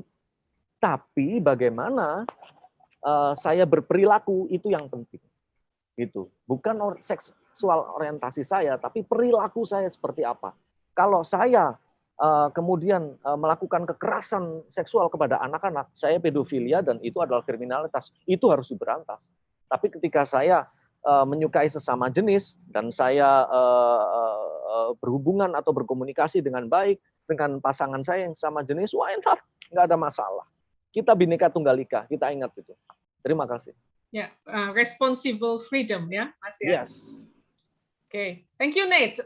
Nanti mungkin para pembicara kita bisa drop address alamat email di chat box ya. Mungkin rekan-rekan yang auto audience di sini ingin menjalin komunikasi lebih jauh, mungkin juga malah melebarkan network. Mohon bisa Mbak Austin dan Mas Andreas share email addressnya yang bisa dipublish di chat box kita. Thank you so much, Mas Andreas, for this session. We can wait to see you again, Austin and Mas Andreas, when you become the judges and listening to the participants' presentation, yeah, after 4th of December, if I'm not mistaken. So, to welcome the next presenter, we are going to welcome Pak Nugi. We usually call him Pak Nugi, Bapak Yohanes Nugroho Widianto, PhD, to continue with the next sharing about speaking convincingly and persuasively. Let's welcome Pak Nugi. The Zoom is yours, Pak. Thank you, Peter. Hello, everyone. So I have to speak loudly so that I can send positive atmosphere in this conversation. All right.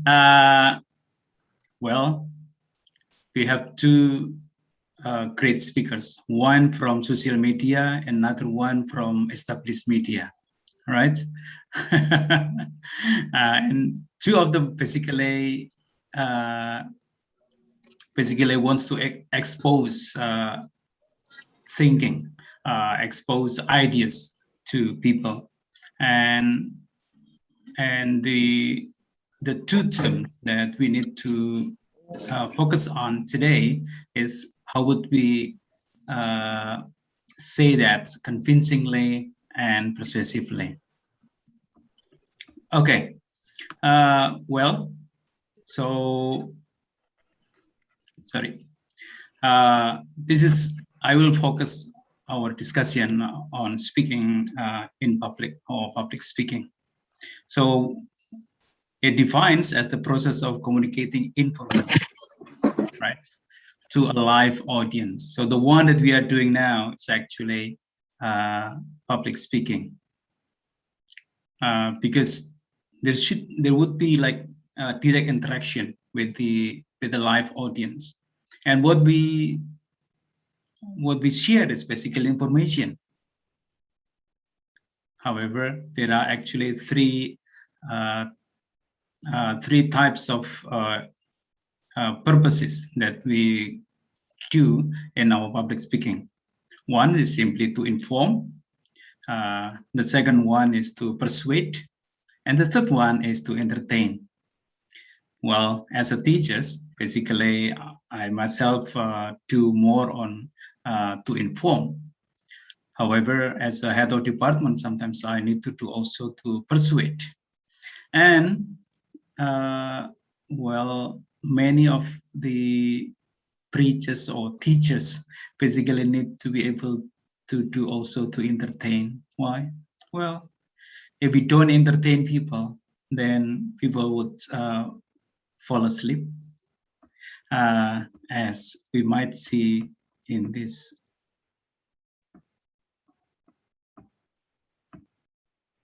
Okay, let me see. Hopefully it works now, or shall I?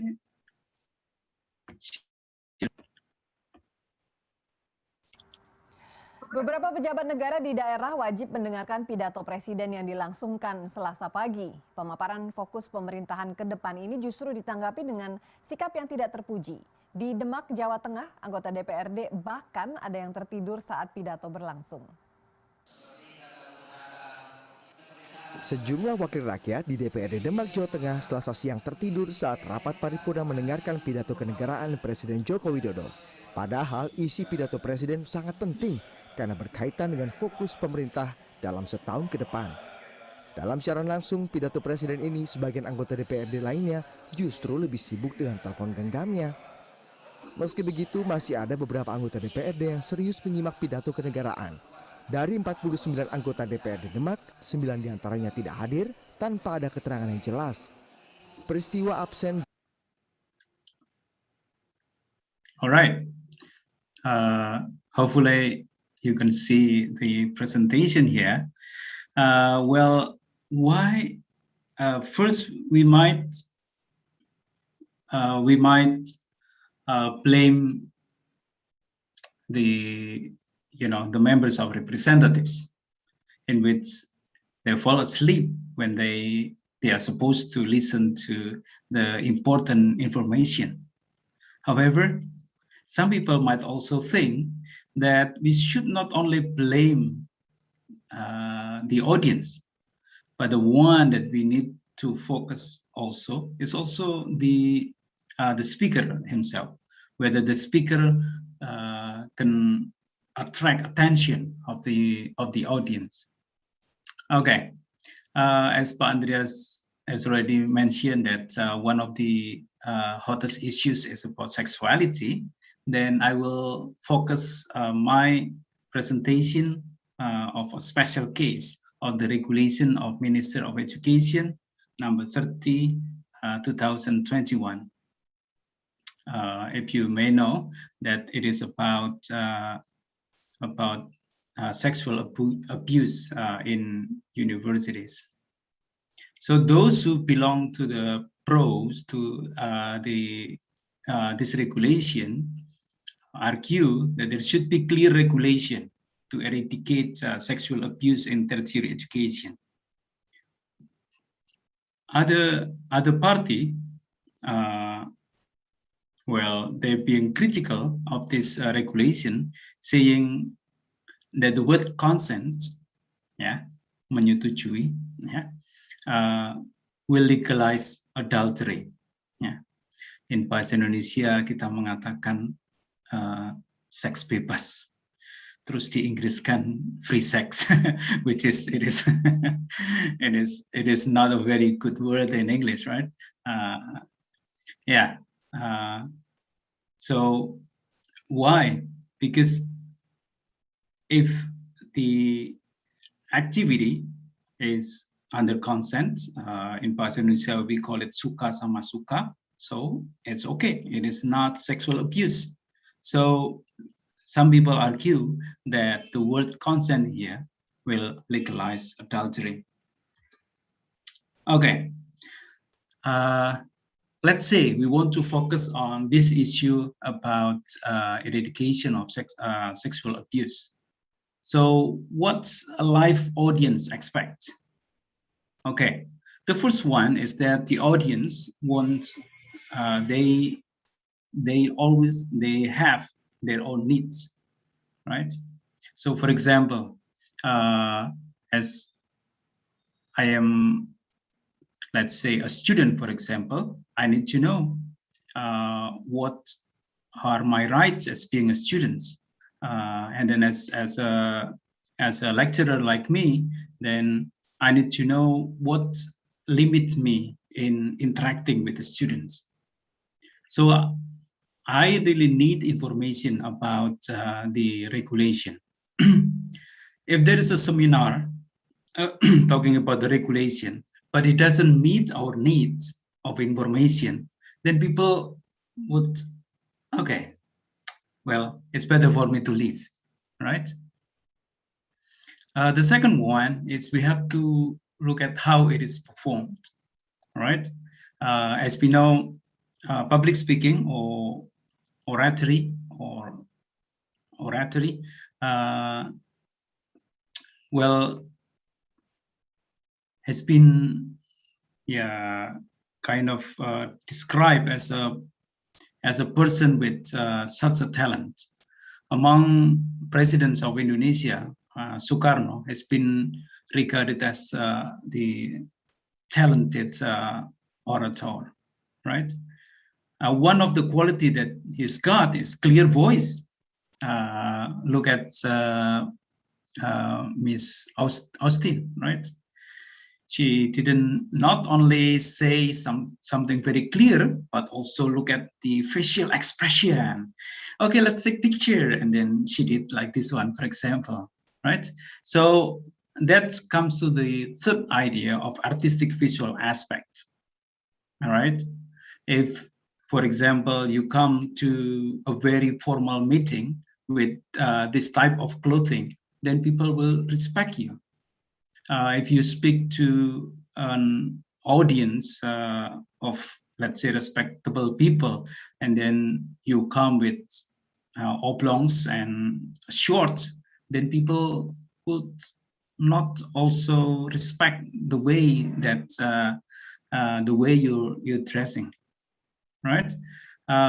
Sometimes visual aspect can be shown also on the PPT, for example.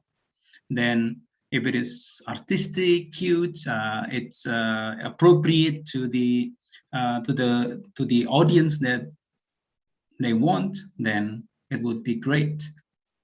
And then we should be able to catch attention. A speaker who cannot catch attention of the audience, they will be ignored also. Yeah. Pak Jokowi, for example, how to catch attention of the people? It's very easy. Okay, we have bicycle, sepeda, siapa mau sepeda? Of course, people, the audience will be interested to get a special gift from the president. Can you imagine if you come to a meeting, you got free stuff, and the free stuff comes from of the first person of the country, right? So there are many strategies of catching attention. And then another thing that the audience expect is comfortable place. Okay, if you become a school principal and then you talk to the audience for 1 hour during the flag ceremony, for example, then yeah, the students some of them might collapse, all right? And they do not get anything from your presentation. So that's what the audience expects. So that's why when we talk about something, then look at all the things that we need to pay attention with. Now, how to convince? How to convince? For example, let's say we talk again about the Permendikbud number 30, 2021, about eradication of sexual abuse. We have to convince them by showing statistical data. For example, if based on research saying that 77% among lecturers state that the sexual abuse has ever happened in their institution. Okay, so this statistical data will convince people that yes, it is a very strong and important issue. So, but if people, if people are not shown the real statistic, they feel it's nothing. It doesn't happen in our society. Well, you know, higher education among lecturers, students, and they are all good people. How come it happens among them? But by showing statistical data, then we can convince people that this issue is important. Okay. Another one is how to convince is by using logical thinking. For example, those who believe, or to contrast the Permendikbud, believes that this regulation will legalize adultery. Okay, and I'm going to use one of the logical thinking by giving an example like this one. I am Pak RT, so yeah, I'm the chief of my neighborhood. In one spot in my place, there's a near the security post. I smell something, something bad, and I feel like, oh, it seems like people, I don't know who, urinates. Sorry to say, urinates in this spot. And then, as the chief of that neighborhood, I put a notice saying that, mohon maaf ya, dilarang kencing di sini, ya, no peeing here, okay. And then one of my neighbors come to me saying, "Hey, Pak, don't put that notice, because if you put that notice, you will legalize, you will allow people to, berak di sana, right? So that's illogical, right? What we focus on is the issue of peeing.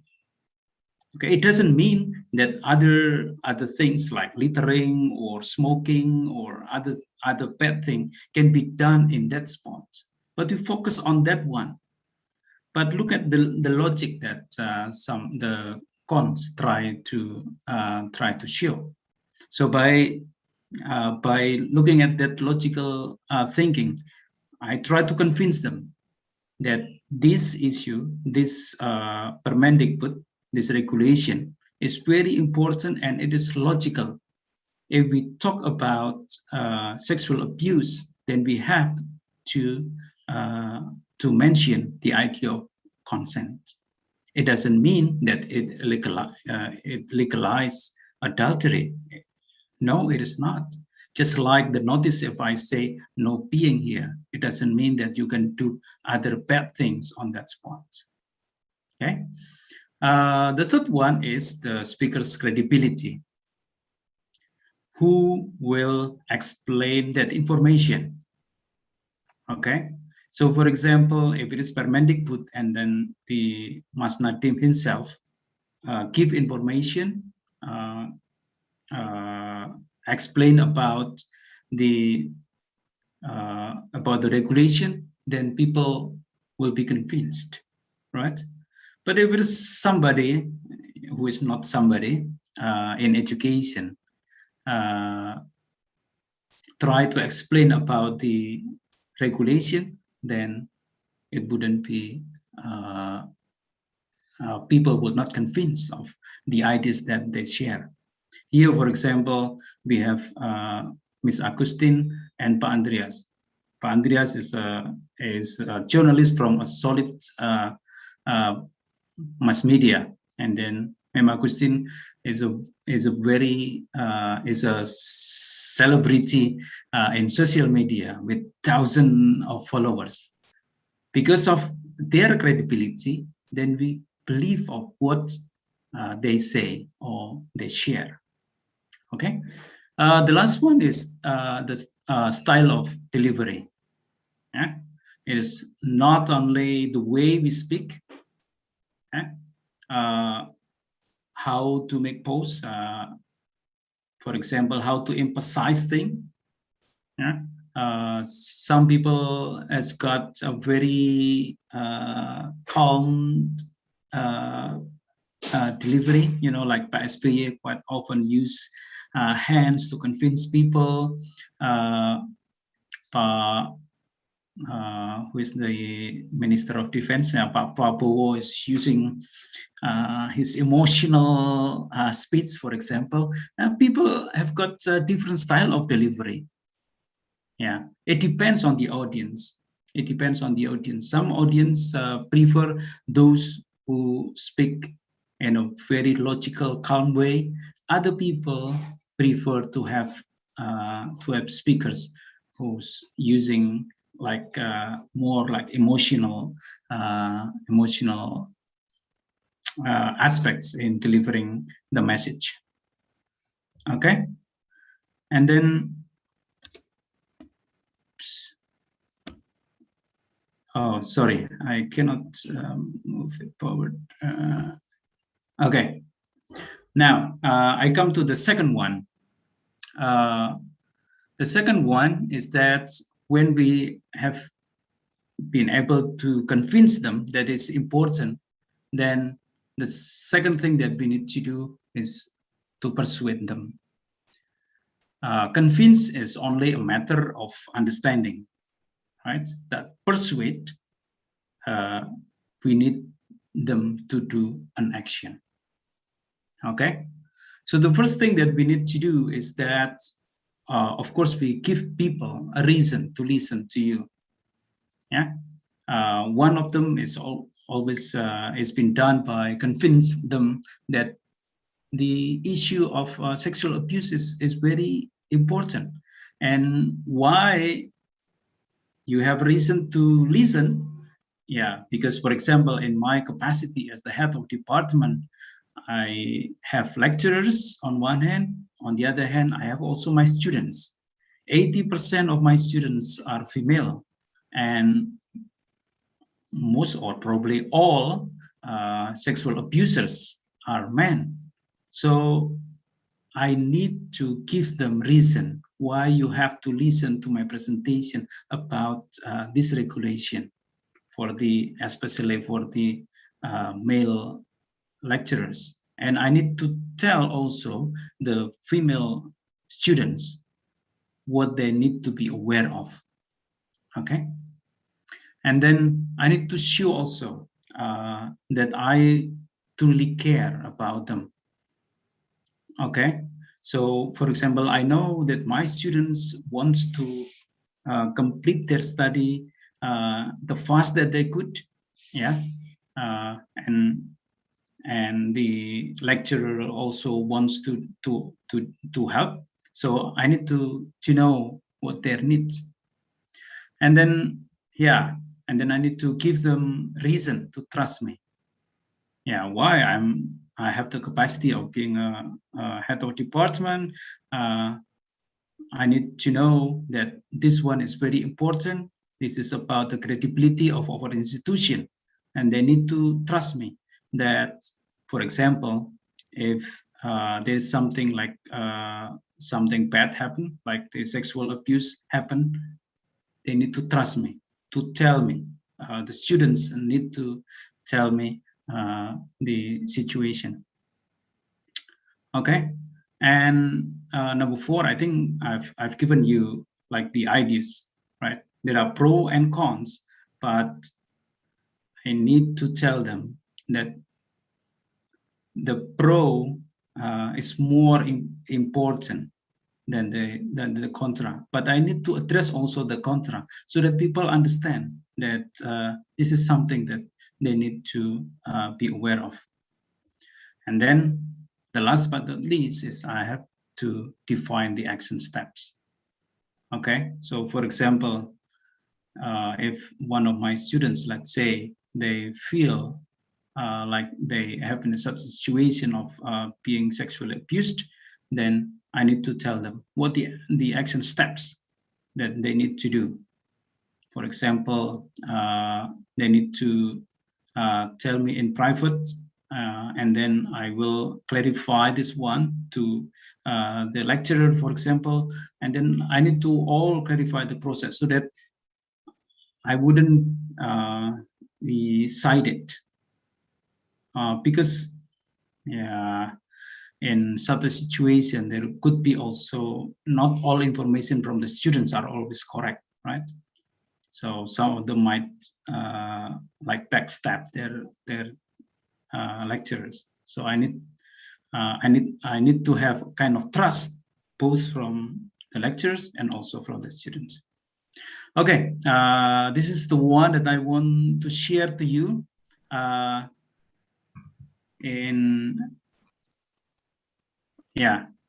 In this opportunity, I hope that this hot issue about eradicating sexual abuse become also kind of part of our conversation. Okay, thank you. Thank you so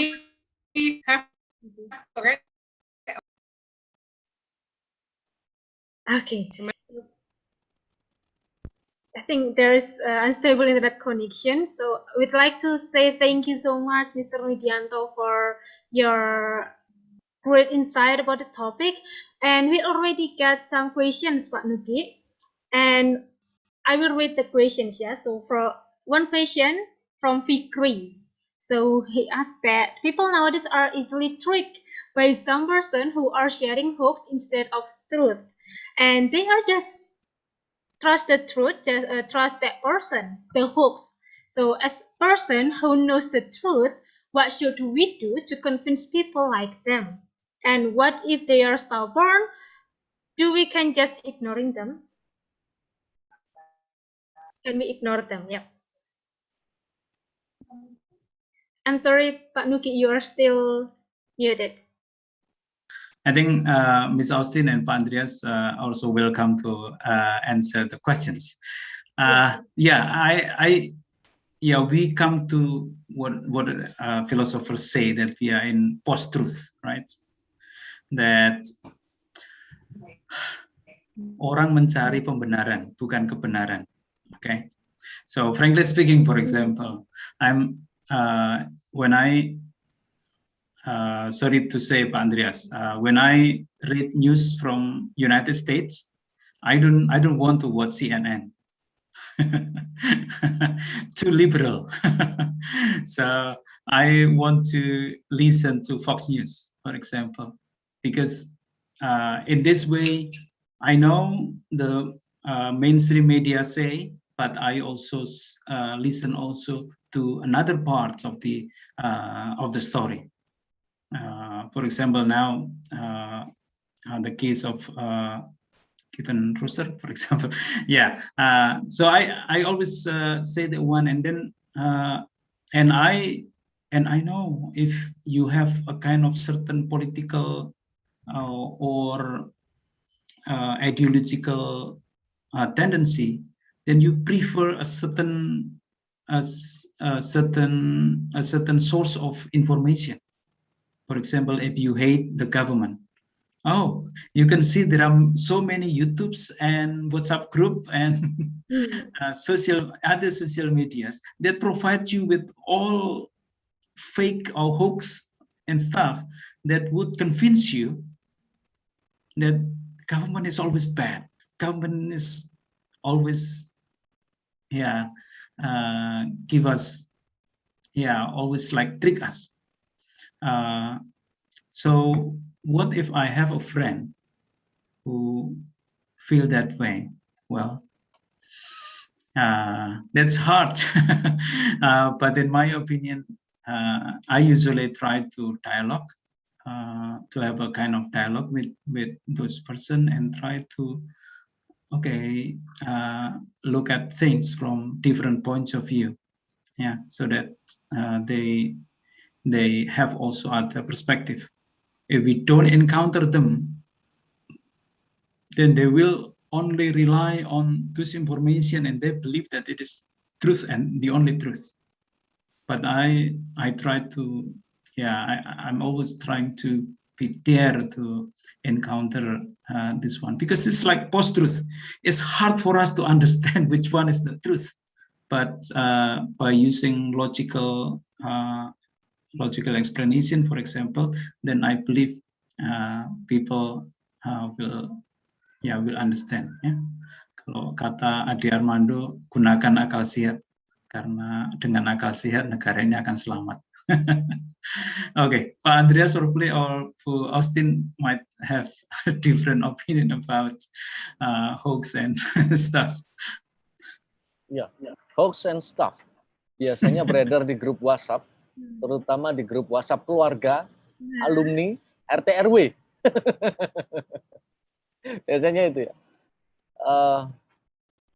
Sulit ya untuk meyakinkan seseorang bahwa postingan ini hoax, itu sulit. Sama sulitnya untuk mengajak seseorang pindah ke agama kita.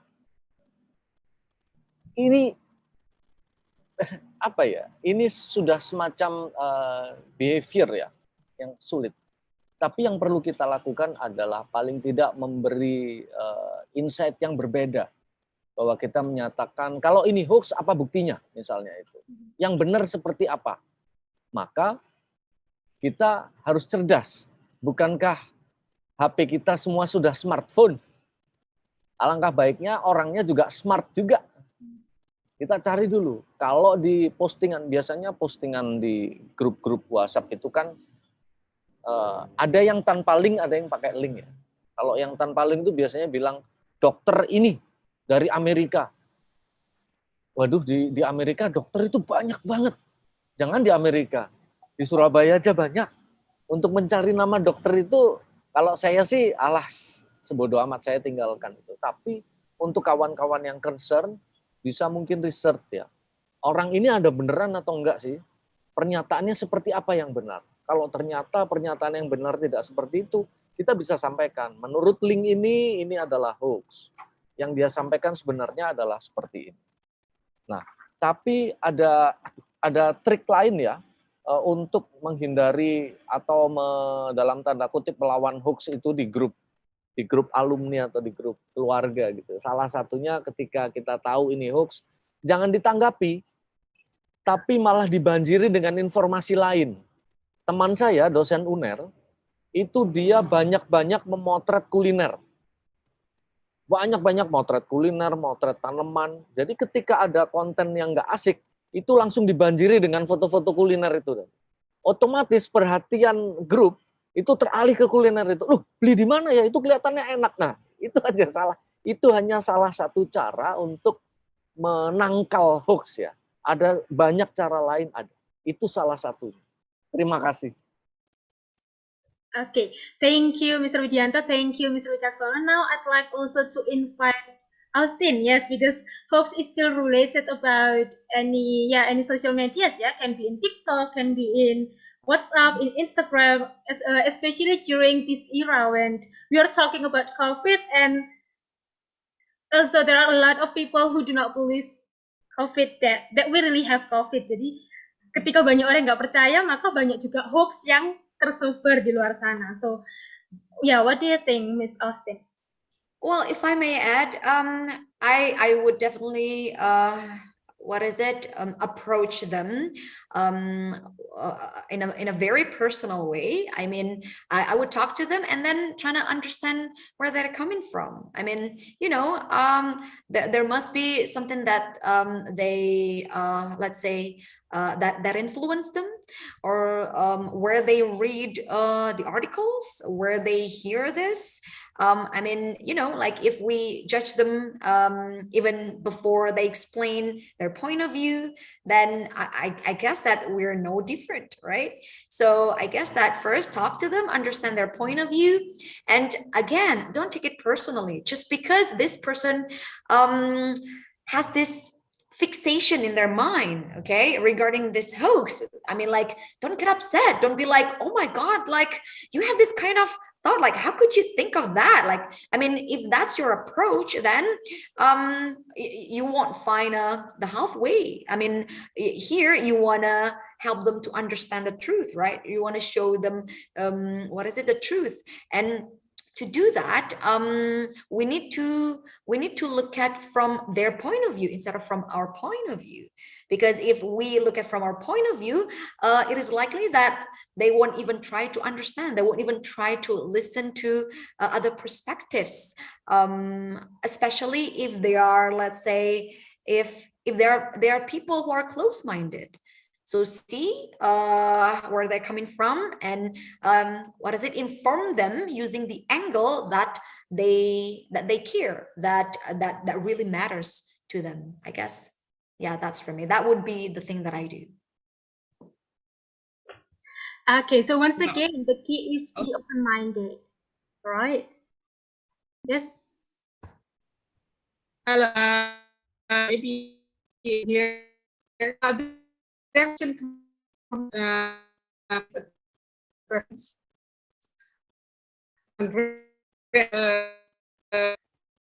Use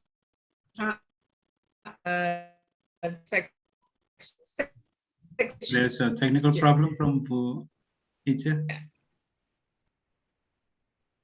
Or is it because of in my computer? No, yeah, her video is breaking up on me. Okay, okay, yeah. There's a questions from Nate. I guess, yeah, I guess all people, yeah, in general, they have, yeah, in Indonesia have great morality standards. Sometimes we need to agree to disagree. So, for example, yeah, as I said before, nih, Pak Andreas kan orang CNN ya, as I'm more conservative, while Pak Andreas is more liberal. So the way, yeah, talking about LGBT might have different perspectives. Yeah. In my opinion, for example, LGBT, I believe I'm in the what is it? In the perspective of Bill Clinton. So don't ask, don't tell. So, well, I don't care what you're doing in your room, yeah. But if you want to have all the rights, and then you destroy the most important and oldest social structure of the society, which is family, then it's different story. Yeah. So, well, though Pak Andreas might have different perspective on that issue of LGBT, I am okay with that. But for me personally, I don't agree with him. That also happens in the media, in my conversation with some friends. I don't mean that those who adhere to religious values are better person. Well, I know there are so many cases of sexual harassment committed by Roman Catholic priests and other religious leaders. So as I always say, yeah, religious people also have to be like humble, yeah, saying that we are not the best people, but we also want to have liberals to understand also that other people, if you are liberals, right? If you are liberals, then you have to understand that other people might have different points of view as yours. Yeah. So that's my perspective on the issue of, for example, LGBT. But the issue of sexual abuse can be done by anyone. Can be done by religious people, can be done by teachers. So we cannot ignore that this is not a case. It can happen. Ya, namanya saja manusia ya. Manusia itu penuh dosa ya. We are sinful. So if we don't believe that we are sinful, then we are not human being, in my opinion. Yeah? So in that particular case, since sexual abuse is, I think, something that in Indonesia is not being addressed, and I'm truly grateful that Pak Nadiem as our minister addressed that issue. So I'm really looking forward to that and to see how people react to that. Yeah, because most of the victims are actually girls, and yeah, I've got 3 children and are all girls. So I really care about the situation that I have 3 girls, and I really want them, yeah, to be safe, to feel safe and comfortable, and to grow, yeah, as a human being. Yeah. Thank you, Nate, for the questions. Yeah, probably we can talk some other time. Okay, thank you, Mr. Widianto. Thank you, Mr. Wicaksono, and again, thank you, Miss Austin, and everyone. Actually, Mr. Wicaksono already replied the questions, but in the Zoom chat box. So later you can read it, read Mr. Andreas' responses. Yeah, and to our speakers, let me highlight one thing. So, dear everyone, not only the materials, but from our speakers' discussion, we can learn one important thing that we can also apply, that we can also take into actions in our daily life. Like when we are in our social media, and also when we are talking about public speaking, when we are going to influence other people, we are creating a content, there are a lot of people that will agree or that will disagree with our opinions. But we can learn from our speakers today that yes, this is what should we have to do. Like we have to still respect other people's opinion. So this is important for us. And as Miss Austin said before, we have to be open-minded in responding all the disagreement and the agreement. So I will give the floor back to all speakers. Do you want to add another point related to our discussion today? No? Okay, good. Thank you. So, yes, I'd like to say once again, thank you so much for Mr. Widianto, Mr. Wicaksono, and Austin for giving your interesting opinions and also for your interesting sharing. And of course, we learned many things today. Once again, thank you, Mr. Widianto, Mr. Wicaksono, and Miss Austin. We can't wait to see you again in our competitions, because once again, everyone, our speakers today will be the judges for our competitions of English Olympiad 2021. Thank you once again. And now, everyone, we are almost at the end of our event. But before that, the committee will give an important announcement about English Olympiad Competition 2021. So I'd like to invite Christian Leo to give the announcement. Christian Leo, time Thank is you for yours. the time, Ms. Osa. First of all, my name is Christian, and I am a part of the English Olympiad committees. As most of you have probably already known, Short Talks is a part of the English Olympiad competition held by the English department of Vidya Mandala. And the 3 speakers we had today are the judges of the competition. I also would like to inform you that the registration is still open until November 26. We have 3 competitions: newscaster, vlogger, and last but not least is talk show host. So feel free to share to your friends, your family, or your relatives about this competition. If you're interested in joining this competition, you can take a picture of the poster, scan the barcode, or you can click the link that we have sent in the chat box. And one last thing, for the participants who have registered, please do not forget to submit your work by November 26th. That is all from me. Thank you. Okay, thank you, Christian. And again, everyone, as we can see in the Zoom chat box that Mr. Andreas said that he will release some information in his IG account. So if you are interested with our discussion today, but we do not have much time to discuss about anything, so you guys can go to our speaker's account We have TikTok and IG accounts from Miss Austin and also the IG account from Mr. Andreas. And then now we have come to an end, it seems. Yes, you're right. Yeah, so we have taken the pictures, right, Osta? So I think it is time for us to close this event with a prayer again. Yeah, remember, audience, to submit your attendance in the link that's been provided in the chat box down below. Yeah, but before that, we are going to have a prayer first. Ando, would you please lead our closing prayer again this afternoon?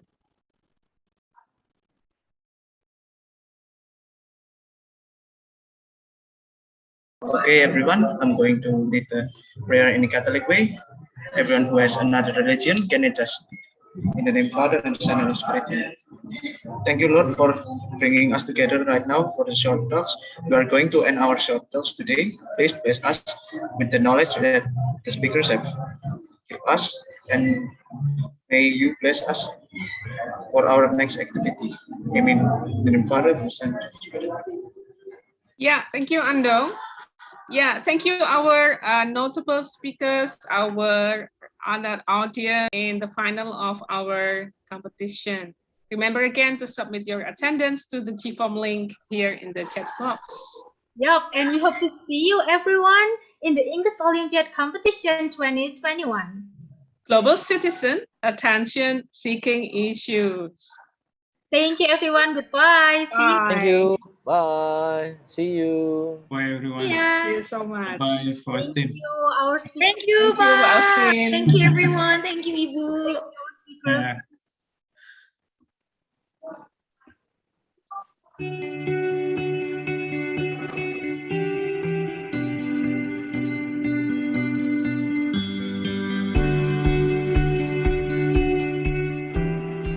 Hello everyone, welcome to the English Language Education Study Program. Come and follow me and let's take a look around.